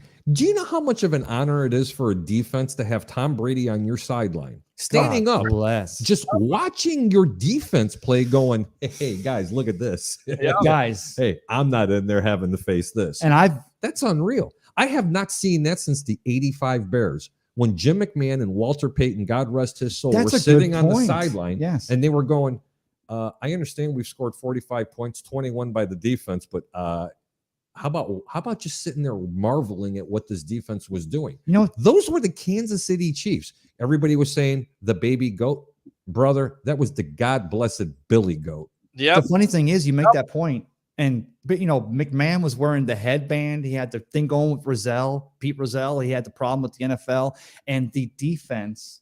The best, the '86 defense. Rick, the don't Bears take defense, anything the best personal. in history of the NFL. But do me a favor, Rick. Don't take that what I said personal. I'm just a No. very passionate person. I think you can understand that. You Steve dropped some Glasker. knowledge. I don't understand the massive love for Chris Godwin. Oh, you know what? I understand it. Buck time 12. Unlike the so-called elite quarterbacks with one ring each, Brady could go up to the Chargers and win a ring. He has taken a couple of really bad defenses to the Super Bowl, unlike the media narrative. Well, You know not what? bad defenses. I don't agree there because No, there Belichick weren't. knows defense. Okay, I honestly think he would have taken them to the playoffs. I'm not sure that Brady would have actually taken them to the Super Bowl. I'm not going to go down that rabbit hole right now. I don't think that team is as talented as the team that he had here, especially offensively, Ray and Peter, that he had here in Tampa Bay. Chris Williams. And that goes back to Jason Light, the Yep. general manager and the team that he's built, right, Peter? And he would be here for the whole season. #booming. Right, but here's the thing: if Tom Brady goes there, then more than likely the Chargers get Gronk and the Chargers get AB, and the Bucks don't. I mean, that's the point. That's well, true. again, though, with the injury to Derwin James and the injury late in the season of Bosa, I'm not saying that, and that's one of the reasons why I was so remiss to just jump on board to just sell our souls to Chris Godwin. But if it's a franchise tag, that's 1 year, or if it's an extension, then that's okay. We're going to have to choose between Godwin and Evans at some point down the road. But the reason why I have a problem is because, guys, at the end of the day, you can have Tom Brady, you can have Bruce Arians, you can have Byron Leftwich, you can have Todd Bowles. It still takes a lot of luck, lack of injuries, and a lot of faith to get there and win it, which the Bucks did this year in 55. Do you know what they say in gambling, guys? No. Seriously, there's an old adage. Is this an over-under reference? No. This is an actual reference, and it's an old adage that we use in gambling. I would rather be lucky than good any day of the week. Okay. Enough said. So, and my point is that even if he goes to the Chargers, they may have more love. And maybe, maybe they're looking at better, they get in the playoffs and they even go for a run in the AFC playoffs. But my point is that I wasn't on board with just trying to franchise Godwin and sell our souls for the future to keep Levante David. And then we want to keep Shaq Barrett. And then 3 years from now, when maybe TB's hung him up because him and Giselle decide they want to go live in Hawaii and live that life they deserve, that we sold our soul for the future. My point was, but at the end of the day, it takes luck. It takes skill. It takes coaching. It takes a combination of everything. It takes a village. This team really, it takes a village to create this team. You're absolutely correct. Back to the comments. Buck time 12. I get the love for Godwin, but don't want to pay him. We need another edge rusher and somebody better than Nacho to back Vay. Well, we've got not Dominic saying that and Nacho is Sue bad. in Then there. what are you saying? First off, Nachos Roches, whatever his name is, I think I'm pronouncing it correctly, is the tackle and the defensive lineman that got you into the playoffs and into the Super Bowl. Okay, Vita Vea made it that much better. Don't mistake in what I'm going to say here. That secondary played lockdown. When Vea got back, that secondary became a different beast. Good point, though. Dude. Oh, that's Peter. I watched the Super Bowl again today. the plays that we had in the end zone, the touchdown breakups, that back end. We always talk about the back end makes up for the front end makes up for a bad back end. But man, one of the things bury the lead. One of the things in 2020 as we get that Lombardi is that, guess what, guys? Our secondary has come to maturation, and we have a secondary now that actually is starting to compete. I said maturation. Okay, good. I thought you said something else. Good job, Ray. Go ahead. Sorry. Thank you. You're welcome. David Mosier, who says the Bucks don't get a receiving running back in the draft? I didn't say that. I think I they still would. think White comes here. I think White's a foregone, right, Pete? Yeah, I think he could be. I definitely think he could be in a Bucks uniform next year. Yeah. Buck For time the right 12. price. Don't want to pay him. Chris Williams, yes. Buck times again. I think keeping Lenny is more important than we think. No, I agree. You're just not going to be able to pay him. Plus, he wants to be a 3-down back. Let me tell you something. If Leonard Fournette left this team right now and went to a team like San Francisco or I can't say Minnesota, Philadelphia, or even the New York Jets, he'll be an automatic 1,000 yards by week 12. Without a doubt. Fournette's Without a a 1,000. Fournette's Okay. he's a bell cow running back, Yep. right, Peter? Chris Williams. No, I definitely think he's a running back, a bell cow running back. But we have Rojo, and I will say this: Rojo is also a bell cow running back. He's Not 3 downs, though. well, I think he's got to improve in that area, but I think that's the reason why you get a James White in the first place. He can be that guy that can come in, give White that breather, and also be more dependable than a Fournette and a Jones in those pass catching situations. That's not to say Jones can't do it. He just hasn't done a very good job with it. And furthermore, I think Fournette's had his problems with it. But it comes down to this, boys. If Fournette wants to be a number one back in this league, and he wants to get paid like a number one back in this league, he's outpriced himself for the Bucks because, again, the Bucks are good at that situation too. And They're not a running team, Peter. let well, me tell you though, but Romo pointed out in the Super Bowl, and again, I hate to keep being redundant, but I'm going to go ahead and keep hitting on this. I've been watching that Super Bowl because it's like, can you watch it enough times? And the thing is that even Romo points out that Rojo is a running back. You get him to the next level, he pops the hole and he will go the distance. And we saw that there were so many times in Super Bowl 55 where Rojo hit the hole and he got tackled at the 7 or the 8 yard mark. But if that one tackle would have been missed, this kid would have went just like that could 98 have been yards. bad. Just like he did against the Carolina Panthers. So you can't, if Leonard Fournette prices himself out of Tampa Bay, if Leonard Fournette's let's just say this, Leonard Fournette's wearing red and pewter in 2021, it's because he totally wants to run at a second Super Bowl and not because money is any object. That's true. and if he's okay with his position, and what we hear is he wants to be number one back. Think about it. If Ronald Jones doesn't get hurt or doesn't go out with COVID, then Ronald Jones is your number one back, and he's seeing the majority of the carries. And consequently, if you read the story, Leonard Fournette, with somebody saying that he was privy to information from coaches and how much confidence they had in him. Consequently, he was almost cut because week 8, right? Yeah, week 8. He almost got cut from this team. Week 14. Or week 14, I'm sorry. When he was inactive.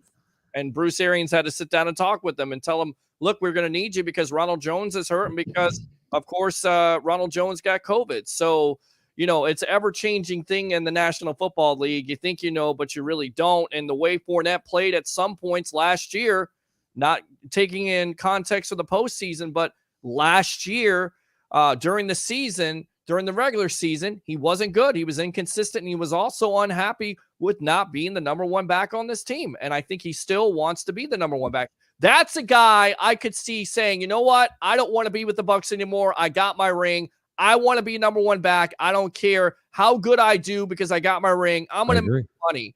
That's not Chris Godwin. Chris Godwin has never been like that. He is not a diva. He is selfless more than selfish. Sorry. I'm gonna drop this knowledge. So Leonard Fournette, LSU grad, Mm-hmm. he's a Panther next year.